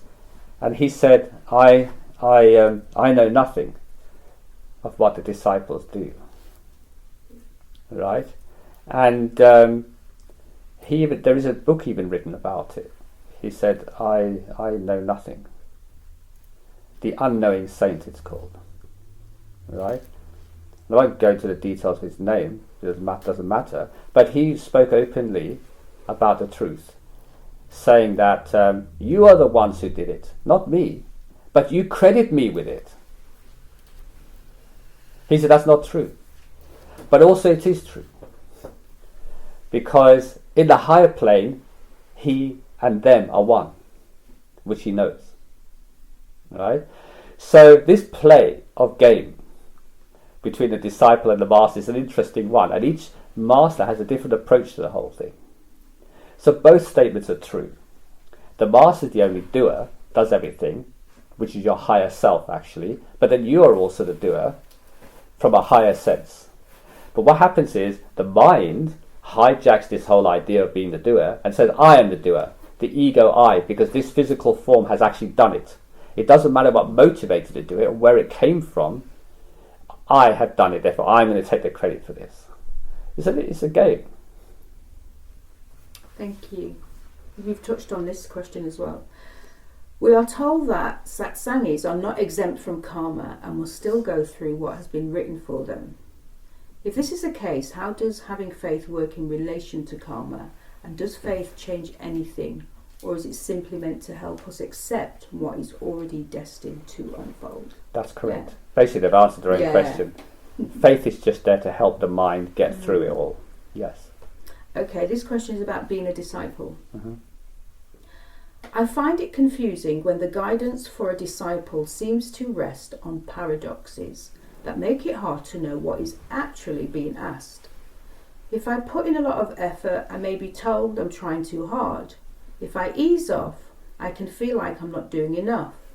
When I question or reflect deeply, it's said that I'm overthinking.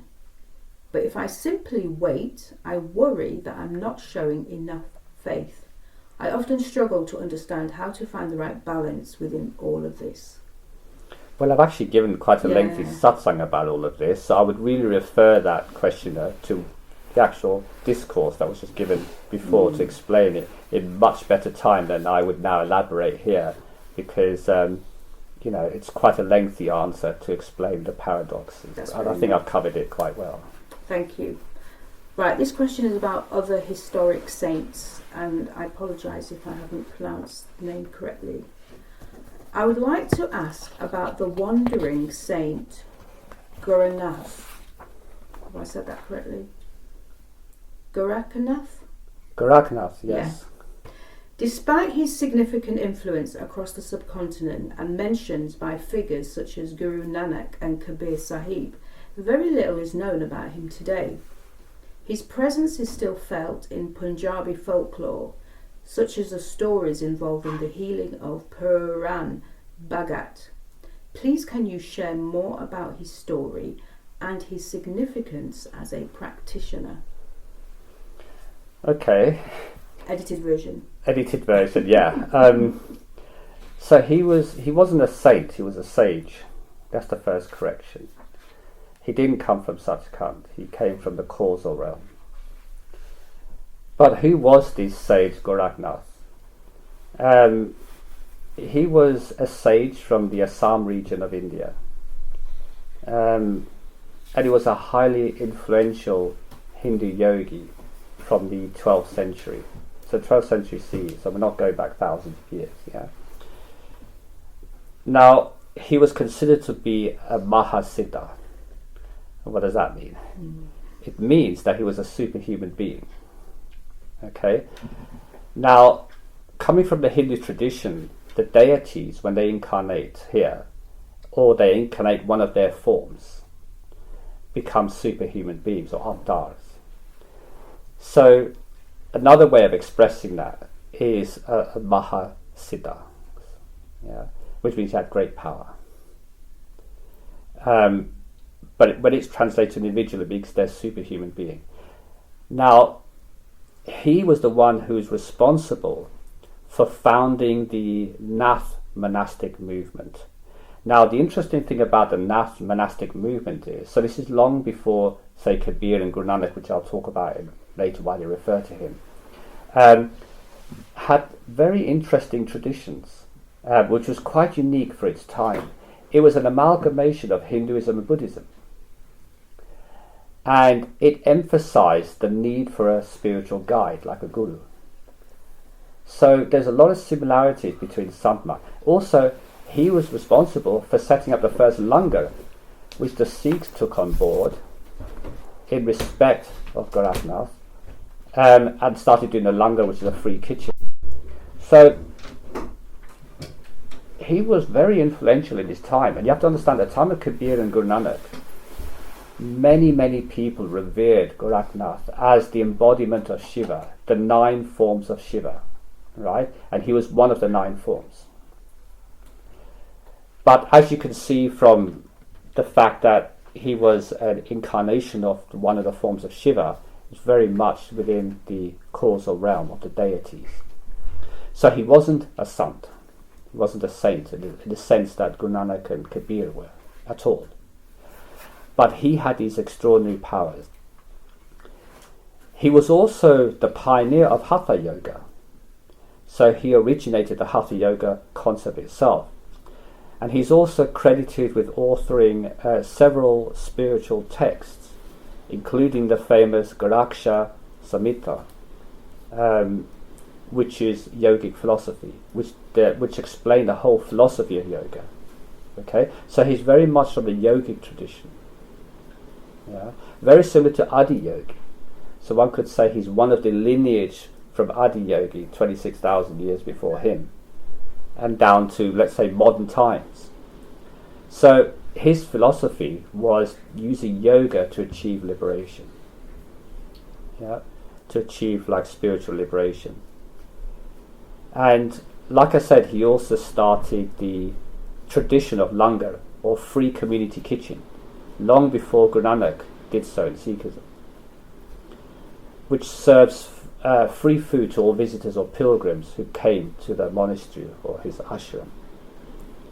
So in Hinduism, at that time, he was considered one of the greatest yogis from the lineage of the 9 masters of Shiva, 9 master system of Shiva, known for teaching teaching the pursuit of spiritual truth, no matter who you are. So despite the Brahmanic system there that said that only through the Brahmins in Hindu philosophy you could attain spirituality, you had to pay the Brahmins to do the spiritual practice for them because everybody else was impure. Only the Brahmins could operate the temple. Nobody else could do that. So you paid Brahmins to do it. He said no. He said if you do this spiritual practice on your own through yoga, you could attain whatever the Brahmins have to offer, which was quite a revolution at that time. So you can imagine how influential this guy was. Although we don't hear anything about him today, at the time this was considered groundbreaking, what he was suggesting, all the things that he was doing. Firstly, amalgamating Hinduism and Buddhism, then setting up a monastic system where, followers could learn this yogic system, practice something themselves without involving the Brahmins that would allow them to become enlightened and powerful. And he was known to teach spiritual liberation, albeit in the causal realm, like for the mind, away from the body. So he did a lot of things that weren't around at the time. So when it came to Guru Nanak and Kabir, he was highly revered. So naturally they're going to refer to him. Now they didn't refer to him in a glamorous way, though. It has to be explained that Kabir, for example, references him to show the difference between the karmic sages and the true saints, the eternal saints, through an inner dialogue with him. So you have to remember that Sage Gorakhnath, being a superhuman being, could manifest himself without being born. He didn't come through the normal means of being born to somebody. Yeah, which is why there's very little known about him, because he just appeared. right? He wasn't conceived through normal channels, as the deities are. All the deities who live within the causal realm of the mind, they can create anything they want. So they're the ones who come with these siddhas, these siddhis, these powers, and they have an ability to play around with the creation. So he did that. He came by that means. So that's why they called him the great yogi, and he proclaimed that he's one of the 9, you could say, forms of Shiva. So that's how they connected him, which is completely different to what Kabir was teaching. So he was very much into purifying the mind and becoming powerful, having the same power as Krishna, Shiva, Brahma, Vishnu. He said, you become like them, powerful, but not liberated. What the good Kabir was saying, that look at what he's offering, with all his great powers and everything he was doing, he was so great in his time, but he never liberated anyone. They were all stuck within the karmic system. He said, saints come from beyond mind and Maya, and they come with a simple message: meditate, connect with the divine being that comes from beyond that place, and they'll take you back through love and devotion, through bhakti. So Kabir introduced the concept of bhakti, right? Now that was missing from Gorakhnath's teachings.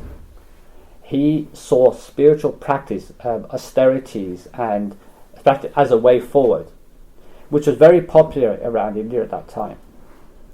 So when Kabir came along,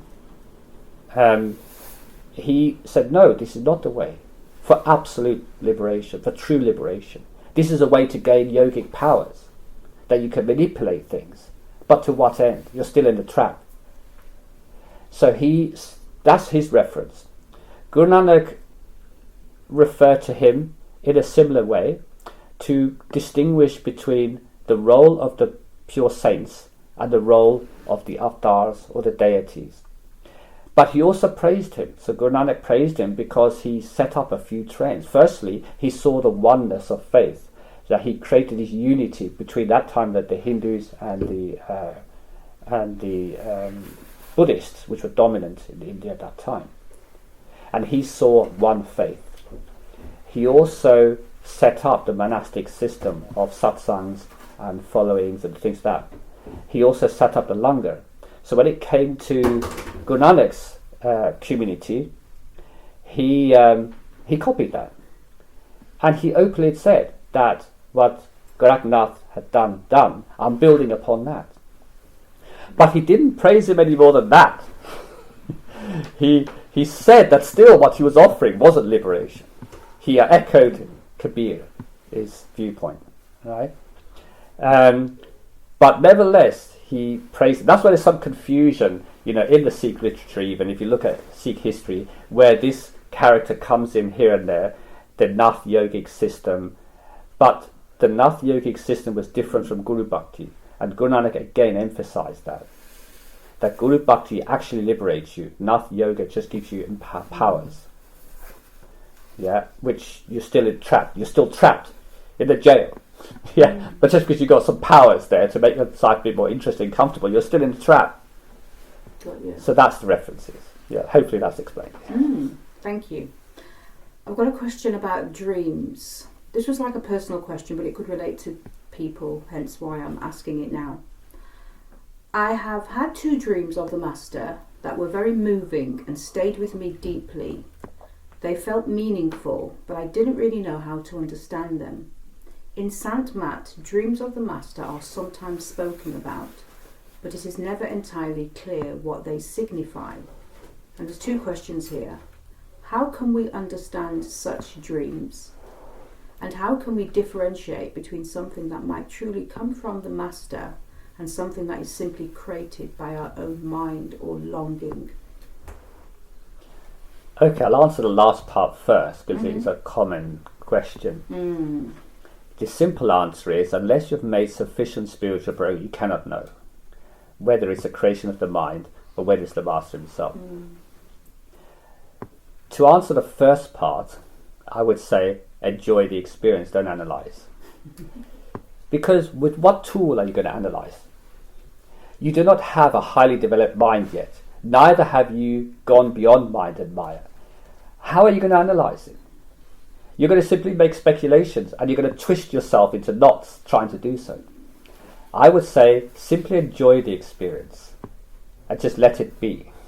Just enjoy the experience. Say, okay, thank you. It was an interesting experience. And leave it at that. Because you do not know what else. You cannot interpret it because you do not have the tools necessary to interpret it correctly. Neither can you distinguish between whether it's a genuine spiritual experience that comes from the master or whether it's a creation of the mind through your devotion. You don't know. Either way, was it pleasant? Yes. It's a pleasant experience. Enjoy. Generally, though, people do want to know if their dreams mean something. But they cannot. Sometimes they do, but sometimes they don't. How would you know? You'd have to take case by case. There's no standard approach saying all dreams are meaningful. Most of it's just nonsense. Hence why you're saying just enjoy it if it's a night. So, yeah, don't try to get into this Western analysis. You know, Westerns, they like to analyse everything, cut everything to small pieces, destroy it, take the beauty away from it. But, no, just if it's a pleasant dream, enjoy it. You say thank you. It's meaningless. Okay. The dream, mostly, unless it's a prophetic dream, but you have to be in that state to be receiving prophetic, because you'll know. There's no mistake if you're having a prophetic dream. It doesn't change anything in your life. Because sometimes I think people feel there's a message there that I know, that's a very Western thing. Yeah. Actually, no. Okay, you just burst it doesn't change anything in your life. Yeah. It's just an experience.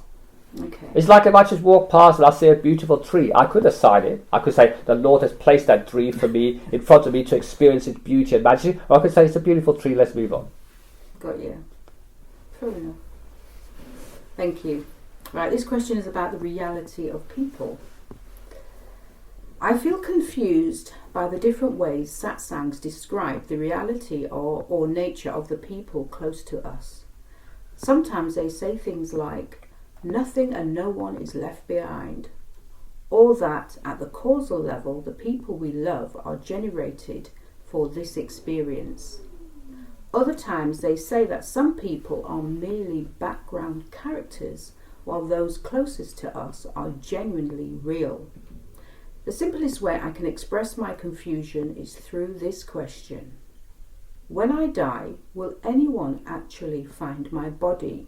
Or will the place where I die, along with this body and everything I perceive, cease to exist in anyone else's experience? Firstly, if they're going to be cremated, nobody will find the body. But that's a practical point. I see where this question is coming from. You know. So,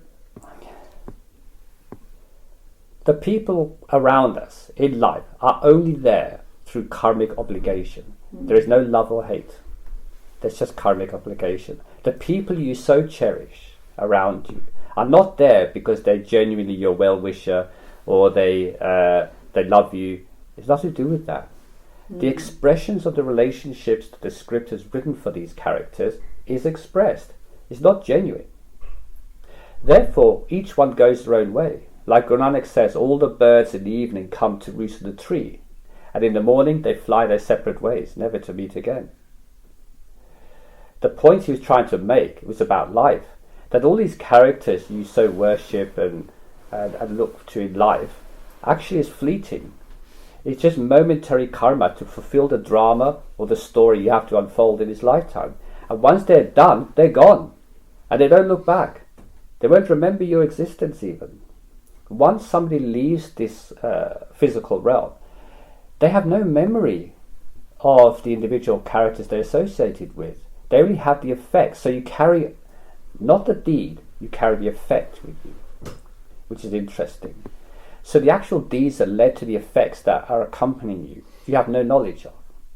But so the people you associate with, the great things you built, after 49 days, that's all gone. Whilst you're in the 49-day period, you're neither one place nor the other. You're in the overlap zone between the astral and the physical realm. Therefore, you can look both ways. You can see the court preparing its judgment for you, and you can see what you've left behind. Which is why in, say, certain spiritual traditions, they say for 49 days don't speak ill of the dead. because they can hear you. And if you want to say anything, say something nice that helps with mitigating them, because it does actually mitigate them. So if they've had a mediocre life, but so many people praise them and celebrate their existence, then that positive energy carries a wave of positivity towards the core that influences the outcome of which karmas will be given to them in the next birth. So it definitely does. Similarly, if everybody said good riddance, I hated that individual, they're really bad and blah blah, then that negative energy also influences the degree of which the karma will be created for their next destiny. But did they say that you meet people there? So you don't meet anybody. When you die, you don't meet anybody. You're on your own. Yeah, the angels of death, the Yamduts, are there to accompany you, or the Ramduts. So again, the experience you have after death, we're talking about non-initiate here. If your life has been pretty much good by everybody's standards, let's say, then the Ramduts will greet you, which are considered the angels. So Ramduts are a description of angels. If your life has been mostly bad and horrific and you cause so many problems for people, then they call the Yamduts, or the demons, who look grotesque and will greet you. Yeah? So you can know the outcome depending on who picks you up after death, whether it's the Ramduts or the Yamduts. Yeah? Okay. So, so the people around us are karmic beings that have been thrown into the mix in order to make the play work. So, for example, when you go to a movie, you have all these actors thrown onto a stage. They don't live together. They don't know each other, but they play a part. One may play the mother, one may play the son. This is acting. They're doing it according to the script, but once they go their separate ways, it's all forgotten. Yeah. And some have more of a significant part than others, obviously. Well, it depends on the script. Yeah, like if the hero might have a mother who he listens to, whereas he's got an aunt who he doesn't listen to. So the mother has more influence. But that doesn't make the mother or the aunt any more his own than any other actor on the stage. Sure. They all will go their separate ways, have their own households and everything. You see? So this is what happens when we have this mix. And when I think they were talking about the phantom beings that occur in the background, this happens when we're traversing the spiritual regions. In order to make the whole thing complete for us, as a complete experience in the mind realms in particular, there exists, let's say, a backdrop, a creation backdrop, scenery, yeah? And this scenery you cannot interact with, you can't do anything with, but this scenery portrays, depending on where you're coming from, whether you're coming from a high noble truth way, it's different. So if you have a spiritual master, then that's different. If you don't, if you come from the karmic experience way, then this backdrop fulfills the role of that particular stage of your journey. And it's a phantom. Yeah, it's created by the soul in order to make the scenery, to make the whole story more complete. There's no interaction. They're confusing the phantom creation that we see in the distance and we have no connection with the actual characters in our life, which are real. So the characters that come into our life we interact with. You can't interact with phantom scenery, right? So it's completely separate. Okay, thank you. Next question relates to connections. And it's a personal question, but not my personal question, by the way, but it can relate to others as well. Why does someone from nearly 3 decades ago still appear so vividly in my thoughts, even though I've tried to forgive them, forgive myself, and move on, and even though I've done everything I can do to let this connection go? So the question is, what keeps a person so present in the mind long after the relationship has ended? And could this persistence be tied to unresolved karma or some deeper past connection? Yes, both apply in the sense that it's unresolved matters. When the mind has got unresolved issues relating to this particular past individual, then it will constantly replay, hoping to find something more clarifying. It's like, let's say, looking at a video of a particular scene and you keep replaying it to see if you can find any other angle of what's going on, right? The mind has that habit, so it tries to always find, so it keeps on going and going repetitively because it's not yet satisfied.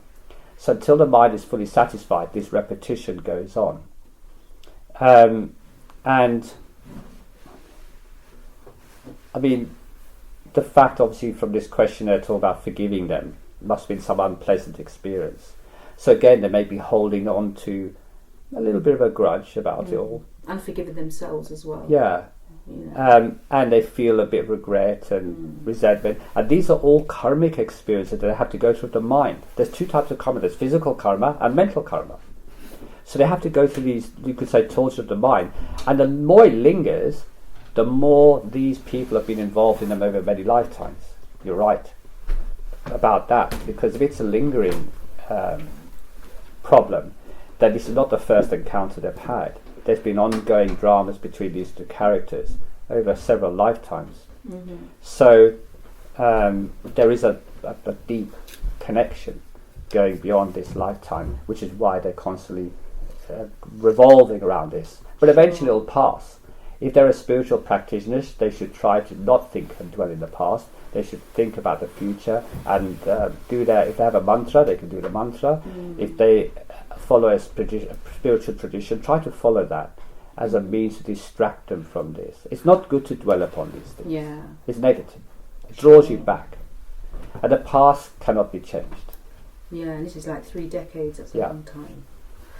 Okay, this question relates to non-initiates, death for non-initiates. And it is a personal question, so it could relate.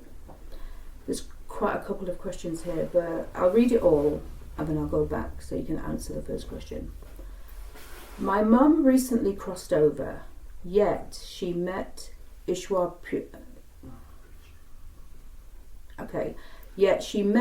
Puriji in her lifetime but didn't get initiated. Can she still make contact with me and vice versa, even though she is in the non-physical plane now? Or has she forgotten her old dream completely? I'll read the rest of it.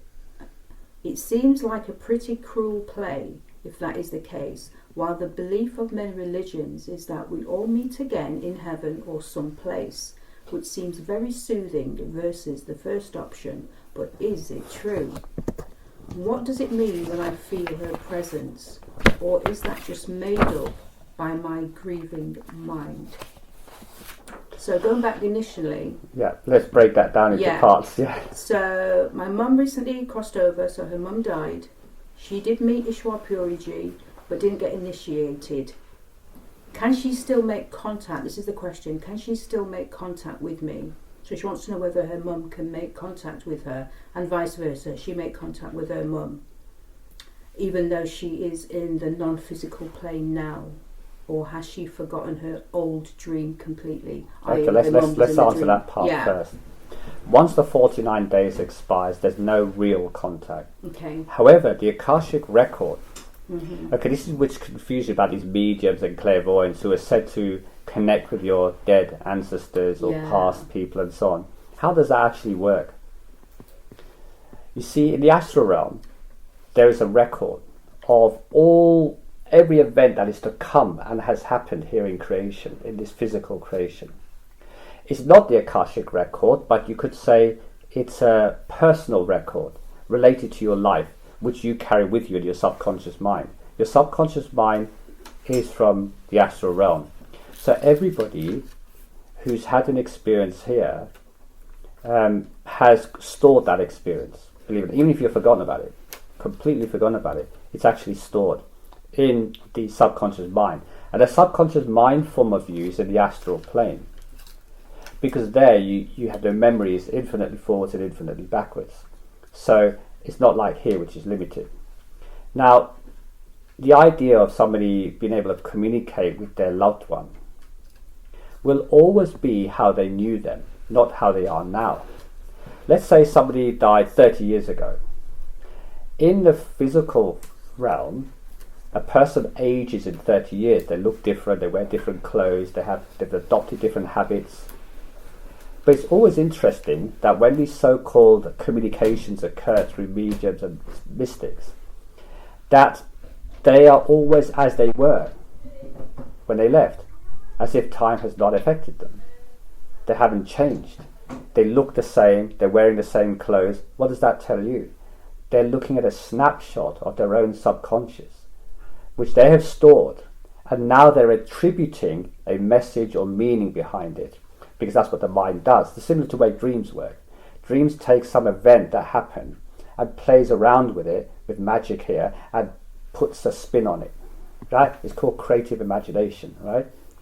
This same process applies to your remembrance of a loved one when you're going through difficulty. So let's say you want them to answer your question. I'm going through a certain difficulty. Then you call upon a loved one within, say, please, through a medium, what's their answer? The answer is already within your subconscious, because you have access to the astral plane. The subconscious, therefore, it already knows what's to come. So when they say something and it turns out to be true, it's actually you who's created it. But it looks like it's separate. It's a game. Yeah, it's a real game. So no, nobody, they're not really there. You're not going to meet your loved ones in the inner planes at all. Right? They don't exist, they've moved on. The law of karma says that we go through the 84 lakh of life forms. We have to go from one form to the next. Right? So after the period of judgment, then we move on immediately to the next. So there's nobody hanging around waiting for us. But the memories you have of them, your subconscious impressions of them, do exist. And you can tap into that as if they're actually there. All you're doing is replaying a video and bringing it to life. And you're thinking it's alive. It's like if I replay a video of a wedding event and I'm enjoying it all again, am I really there? No, it's just a video. But if I don't know it's a video and I'm using clairvoyant means, I could be thinking, oh look, there I am, I'm doing this and I'm doing that, and this person said this to me. But it didn't. It's just a memory. Because like the example you gave, like the wedding, you can watch the video and then have those feelings like you were still there. That's right. Enjoying it. It can generate all the feelings as if it's real, but it isn't. So same thing happens when you have these mystical, psychic and clairvoyant and medium experiences where they bring the loved one who always happens to look the same as you remember them. They haven't changed, they haven't edited. Yeah, it's a fact, which they don't consider because they're so emotionally bound to this feeling that they don't question the bleeding obvious. Right?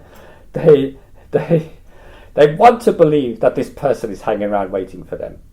Like this lady said, it's a comfort.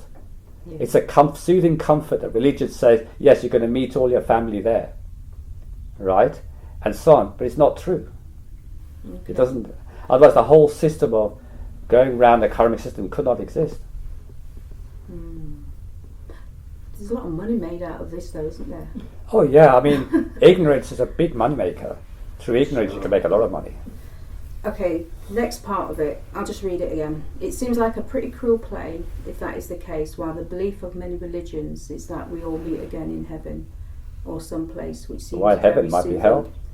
True. They're making a lot of assumptions there. True. Versus the first option, but is this true? Well, that's what I said, it's not true. Yeah. No, it doesn't happen like that. Heavens are there to be enjoyed for individuals, but there's no get-together. There's no family parties. Yeah. Because you've had so many mothers, brothers, sisters, friends in the past, in so many lives that you've incarnated during the 84 lakh of lives. Who is your mother? If you want to say, well, pick one. There's 1,000 people step forward. I've been your mother at one lifetime or another. Which one are you referring to? You know? Sure. It's not like that. Fortunately, none of these are there, so you don't have that confusion. Otherwise, it would be really terrifying. Imagine you die and 1,000 mothers step forward claiming you, you know. You have to pick one. That'd be definitely a difficult situation. Life is hard enough as it is without adding that dimension to it.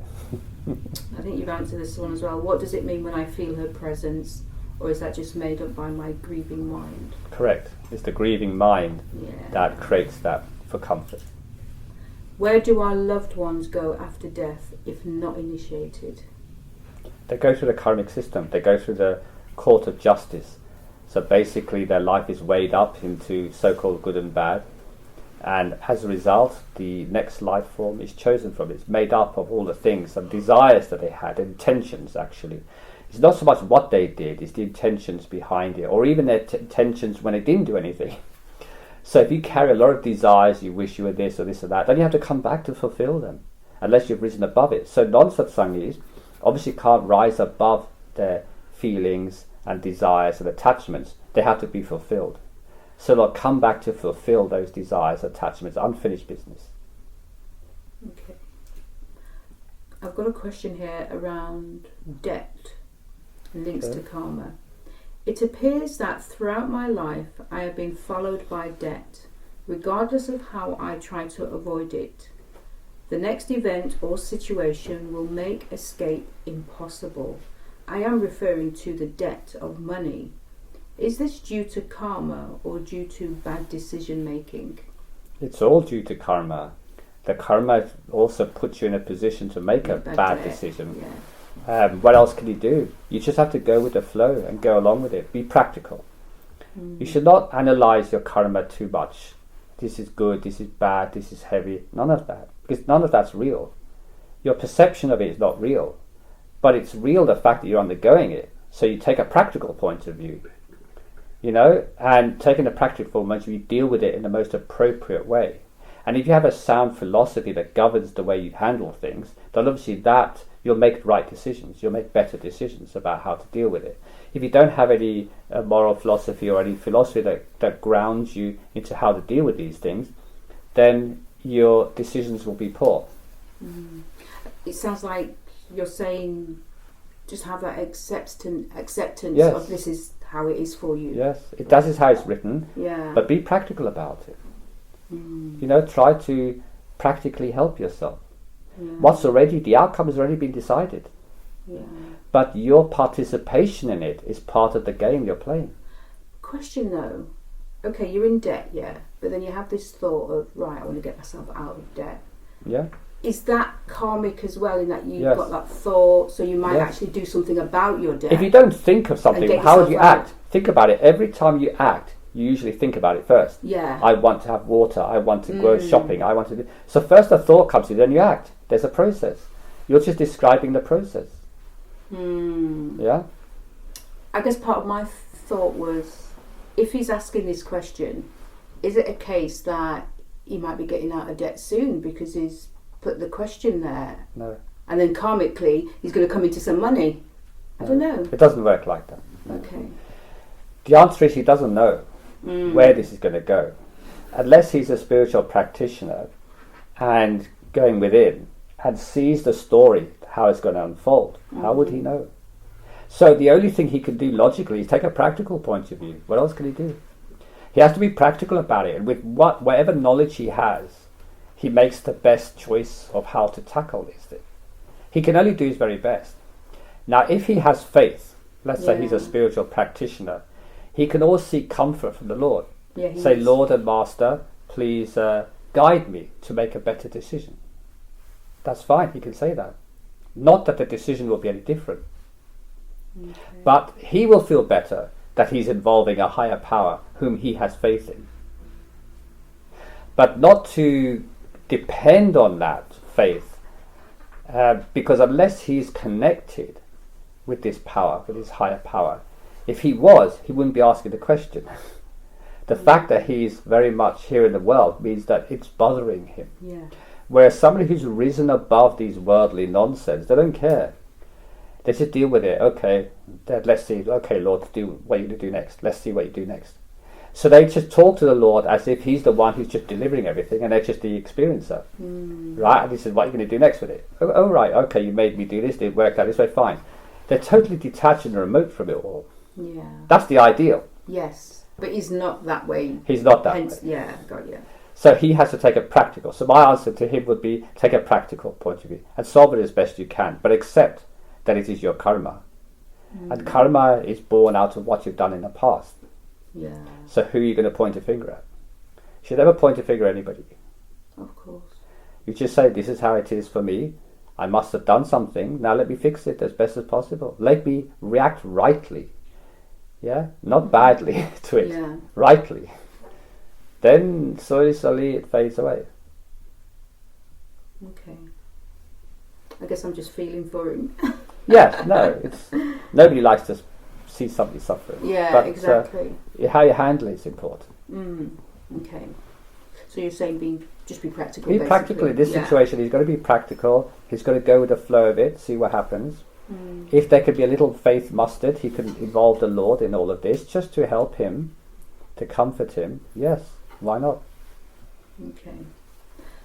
Right, I have got some general questions now that kind of go off, the usual ones that... Yes, they go off on a tangent. Before I do ask those, does anyone have any questions that are very specific? Yes, go ahead. The last answer you just said,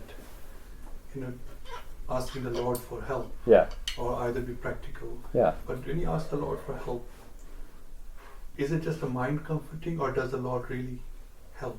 The answer is correct in the first part. The Lord cannot interfere in your story. The Lord's point is to get you out of it, not to change things here, because then you'll be forever here. But if you get fed up, let's say you're suffering because of debt and you're fed up with it, you're more likely to say, I want out. I can't be doing this anymore. This is my limit. That's what the Lord wants. So then what happens? You start doing spiritual practice. You forget about it. And then in some cases, the debt or the thing is resolved because you're now distracted from it, and it's written in the script that because you've made that effort, you'll be rewarded for that effort. So that's already been foreseen, that you're going to take this route. And therefore, and it looks like the Lord has helped you. That's why some people say, oh, the Lord helped me with this. Actually, it was written that way already. You put your faith or your trust, or you did the effort, and you got the reward, which is already written. But to feel better, why not say the Lord's helped me? What's wrong with that? You'll know all the truth when you go in. When you see the whole thing and you see the whole script, you say, everything was planned. Even the so-called divine interventions was planned. Everything. Interesting. Yeah. Okay. Anybody else? Yeah. Can I just... Yeah. Sorry. No, it's fine. I remember Ishraji saying, the amount of karma you create in one lifetime, yes. or many lifetimes, you to pay that back. It's not practical for individuals to be there to interact or change. A lot of copies are created of a soul, or for you to actually pay that back, because he was saying he had a question where he always found it difficult to understand all this karma you're creating. How are you ever going to pay all that back and interact with all these individuals over future lives? Okay, there's a slight misunderstanding of that statement. Okay. What Ishwaji is referring to is the fact that there's two ways of paying karma. There's the physical aspects, which are clearly in front of you. But there's also the one through thought, mental aspects and dreams. You can pay your karma off during dreams. So the phantom creations that he's talking about are created in dreams. So these characters come in a dream and you interact with them. You can pay off your karma that way. So that can be done. And the reality can be paid off through physical expressions. So yes, he's right, but there's a little misunderstanding. There's not literally phantom beings floating around here physically for you. No, this is in your dream state. So when you dream, for example, you're still within the realm of sense perceptions.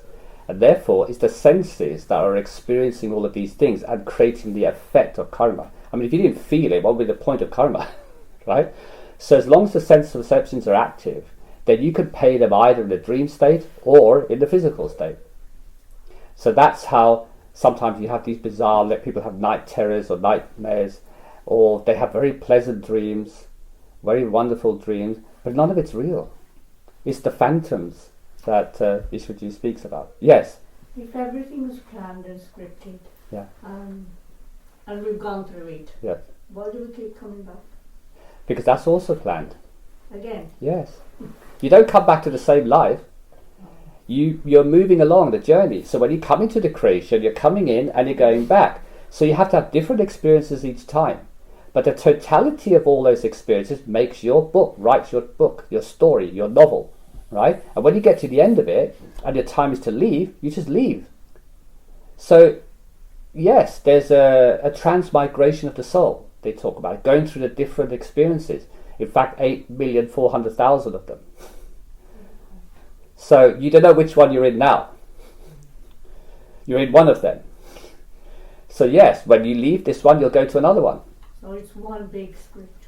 One big script. The whole thing, when you left from your original home to come into the play, you left all together, trillion souls together, each one stamped with the role that they're going to play, carrying the script within them, which is unmanifested at that point. So it's just a concept.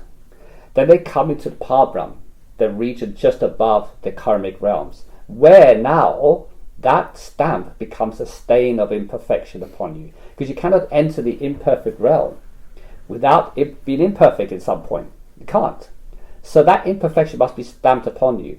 And this is the reverse of the Mansarava lake. So you might have heard in Parbrahm, there's this lake called the Mansarava lake. And going from the human form towards the spiritual realms, you turn a crow into a swan.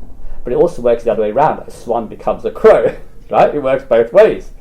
So you go through that, you become stained, and therefore when you enter the causal realm, you'll pick that DVD, as this what you talked about, that or that story of the character, which is magnetically attracted to your particular stain, because you have a particular role to play, which you all agree is Satgurus, including the master coming to rescue you.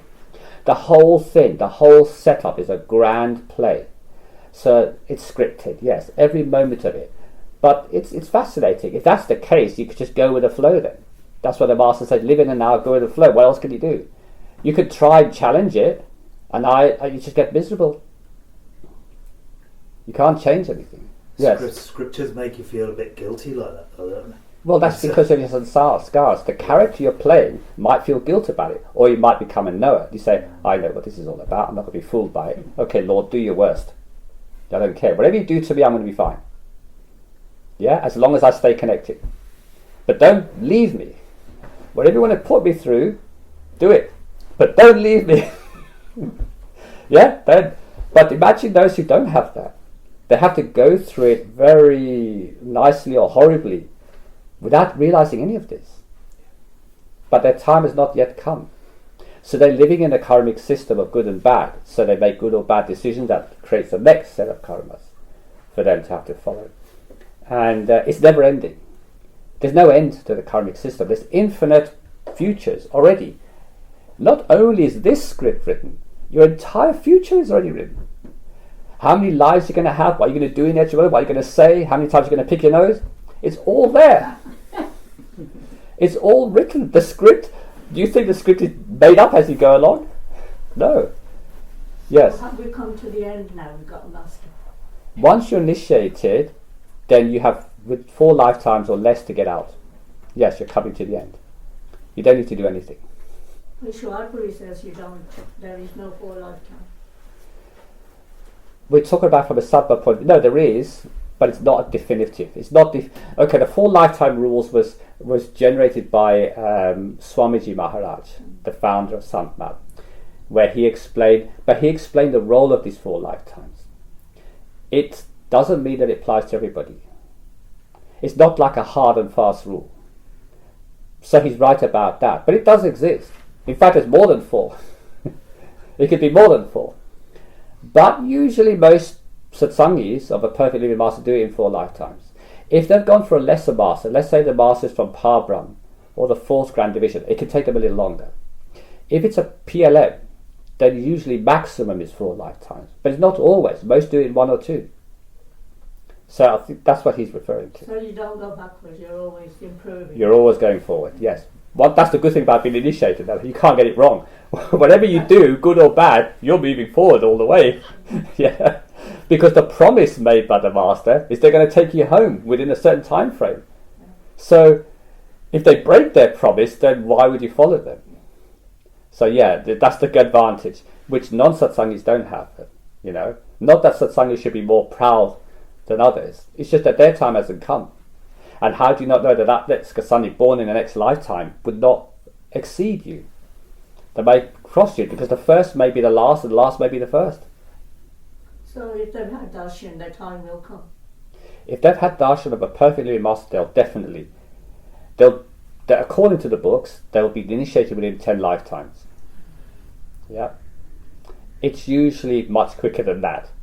So the longest it can take it, then they always give the most extreme example, like 10 lifetimes, but it's very rare that somebody takes 10 lifetimes to be initiated. Usually it's an expert. Yeah. At least they're put onto the path, let's say. Does that apply to nature as well, trees and... Yes. All living things, whether blade of grass, trees, animals, anything that comes into the gaze of a perfect living master, the fact that the living master has gazed upon them is enough to mark that one for future salvation. But they may take 10 lifetimes because obviously they're in a certain form that they have to get first human, and they can't be initiated as a parrot, right? So they have to get to through the karmic system, they have to attain the human form, maybe 5 lifetimes later, then get initiated. And then, so this 10 lifetimes doesn't relate to human beings. Yeah. Does that mean they'll be initiated in every life to follow, or does it mean they could be initiated in the next life they come back they won't be, but then the next one they will be? If you come into the physical, you have to be initiated. So masters, there's another thing about initiation. If you're going to come back again physically, you won't be initiated obviously by the same master. So what does that say about the master who initiated you? That's why there's, Ishwarji talked about list A and list B, for example. So list A are the ones who are going to go home with that particular master. So they'll leave this mortal world, they'll enter the astral realm and carry on progressing within. The ones who have to come back physically are in list B, and they're going to be initiated by the master of the day in their next birth, which will be the master to take them back home. So let's say Ishwarji initiated or Babaji initiated a disciple now. He may not be the one who takes them back. He's what they call a master by proxy. So his job is to put them onto the path, but not to take them back. So that's why that person has no pull towards that master. They'll say, yes, I'm initiated, but they don't feel that natural inclination, love and dying yearning. They don't have that, because that's not the one who's going to take them back. But you still make the promise. The promise is still there. It means that they're going to go back. Yeah, they'll be initiated again, and they'll naturally have more of a pull. So if you want to know whether you're in list A or list B, how much of a love and pull you have towards that master. If the pull and love for that master is very strong, you're definitely in list A. But if you're quite dismissive, oh, well, I'm initiated, I'm just going to carry on as normal and forget about it, then you're in list B. Yeah? Any more about that? So you can all decide for yourself which list you're in with your particular master. Yep. Can I carry on with just general questions? Okay, yes. Okay, these are going to sound really random now. Will a nuclear weapon be used in this decade of disaster? No. Okay. So that's all you want to say on that? Well, yeah, there's not much more you can emphasise on the word no. Okay. Not at all. How about that? Thank you. Just so they've heard it. Yeah. Okay. Have we seen oil prices peak, or is there more pain to come? Oh, there's a lot more difficulties to come. More fun. Fun? Oh yes, it's great fun. Because it's not real. Yeah. Imagine you're going through all this. For a satsangi, it's great fun. Obviously for non-satsangis, they feel every moment as if it's real, because they're so invested in it. A satsangi shouldn't be invested in these things. They should just musingly witness it. Stand as a witness, a spectator to the whole show. If you feel it in your pocket though. So that's just your karma. Which way are you going to lose money? That way or another way? Who cares? You're still losing, aren't you? You can't say this one is worse than the other one. It's a loss is a loss. Ultimately. Taking a practical point of view. Okay. Fair enough. Right, I've got 2 last questions now. I heard that Artemis 2 astronauts were able to see the farthest side of the moon with their own eyes. It makes me wonder, are there any human-like beings on the moon, and would we be able to see them with our own eyes if they existed? Okay. It's a totally unrelated question. Yes, the Artemis II astronauts were historically monumental in the fact that they've travelled further away from the Earth than anybody's ever done before. Because the dark side of the moon is actually much further than the light side of the moon. It's much closer to us because it's facing us. The other one is at the back of the moon. So, okay, the second part is, are there aliens living on the... Any human-like beings on the moon? Not human-like. Okay. There are definitely aliens living there. Okay. Very much so. They have quite a different existence to our own.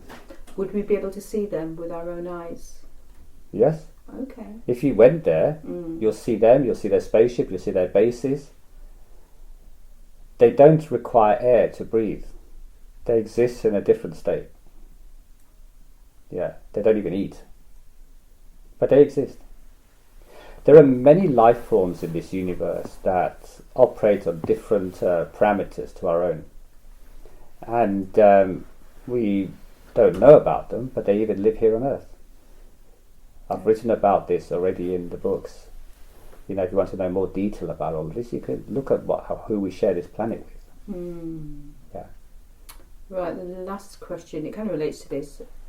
They go on to say, also, are all these space missions simply a preparation for a future where human beings will live in spacecraft or on off-planet environments? And if so, how close might we be to that becoming a reality? Yes, we will certainly, once we've destroyed the Earth a little bit, and about over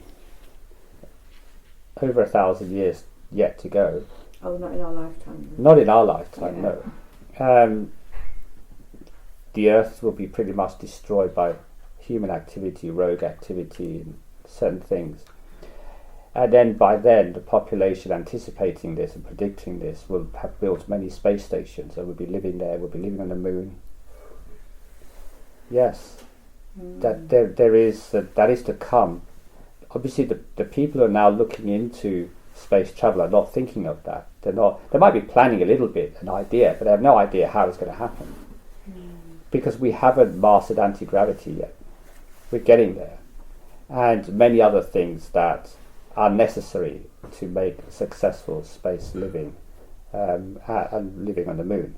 We haven't got there just yet. Our bodies are quite delicate and they need special protections. But yes, that is to come. Yeah. Thank you. Yes. The anti-gravity, would that be founded in the East? Because I know... Actually, the Russians already have a device which defies gravity. The Americans are working on it right now. The Chinese are copying the Russians and trying to expand upon it. So it will occur among those three, America, China and Russia. They'll each have their own variation on that theme. But they're all ardently working on it right now. And very soon they will have a stable platform in which to create an anti-gravity field that would work. And then that has to be embodied into various machinery, crafts and so on to make use of it. We're still a little bit away from that, but yeah, it's being developed now. Yeah. And then the other thing you mentioned about forms of alien life, moon.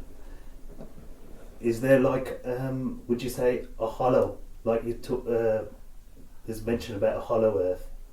There'd be a hollow in other planets. Yes, moons but as well. it's not completely hollow. No. There are caverns or areas, pockets of hollowness. It's not completely hollow. But yes, the Earth contains vast caverns. And in fact, there's more oceans under the Earth crust than there are on the surface. It's hard to believe. It's hard to believe because we don't realise that the 8,000 mile diameter of the Earth is a lot of miles. And bearing in mind the deepest ocean is a mile. How much ocean can you fit in 8,000 miles? Quite a lot. Just one last question on this. Yeah. You know, like the pyramids. Yes. the shafts. Yes. There isn't anything there connecting down to Hollow Earth. Or No. No. No. They're energy source. They're Energy power source. generators. Okay. Yeah, they're not tombs. So the pictures that we saw recent, like X-rays of kind of like pillars, were they? Are you talking about pillars of the shafts or underground?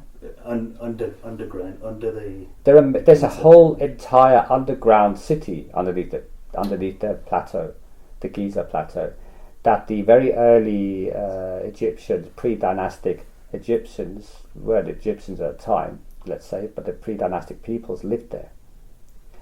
And because it was very hot and difficult to live, so they had great technology, and they built underground dwellings. There's no surface dwellings. So even the water from the Nile was placed down below. Which have now been discovered. And they're trying to understand, why is there such a vast connection of tunnels and spaces, living spaces underneath the Giza plateau? And it seems that the pyramids are much later creation.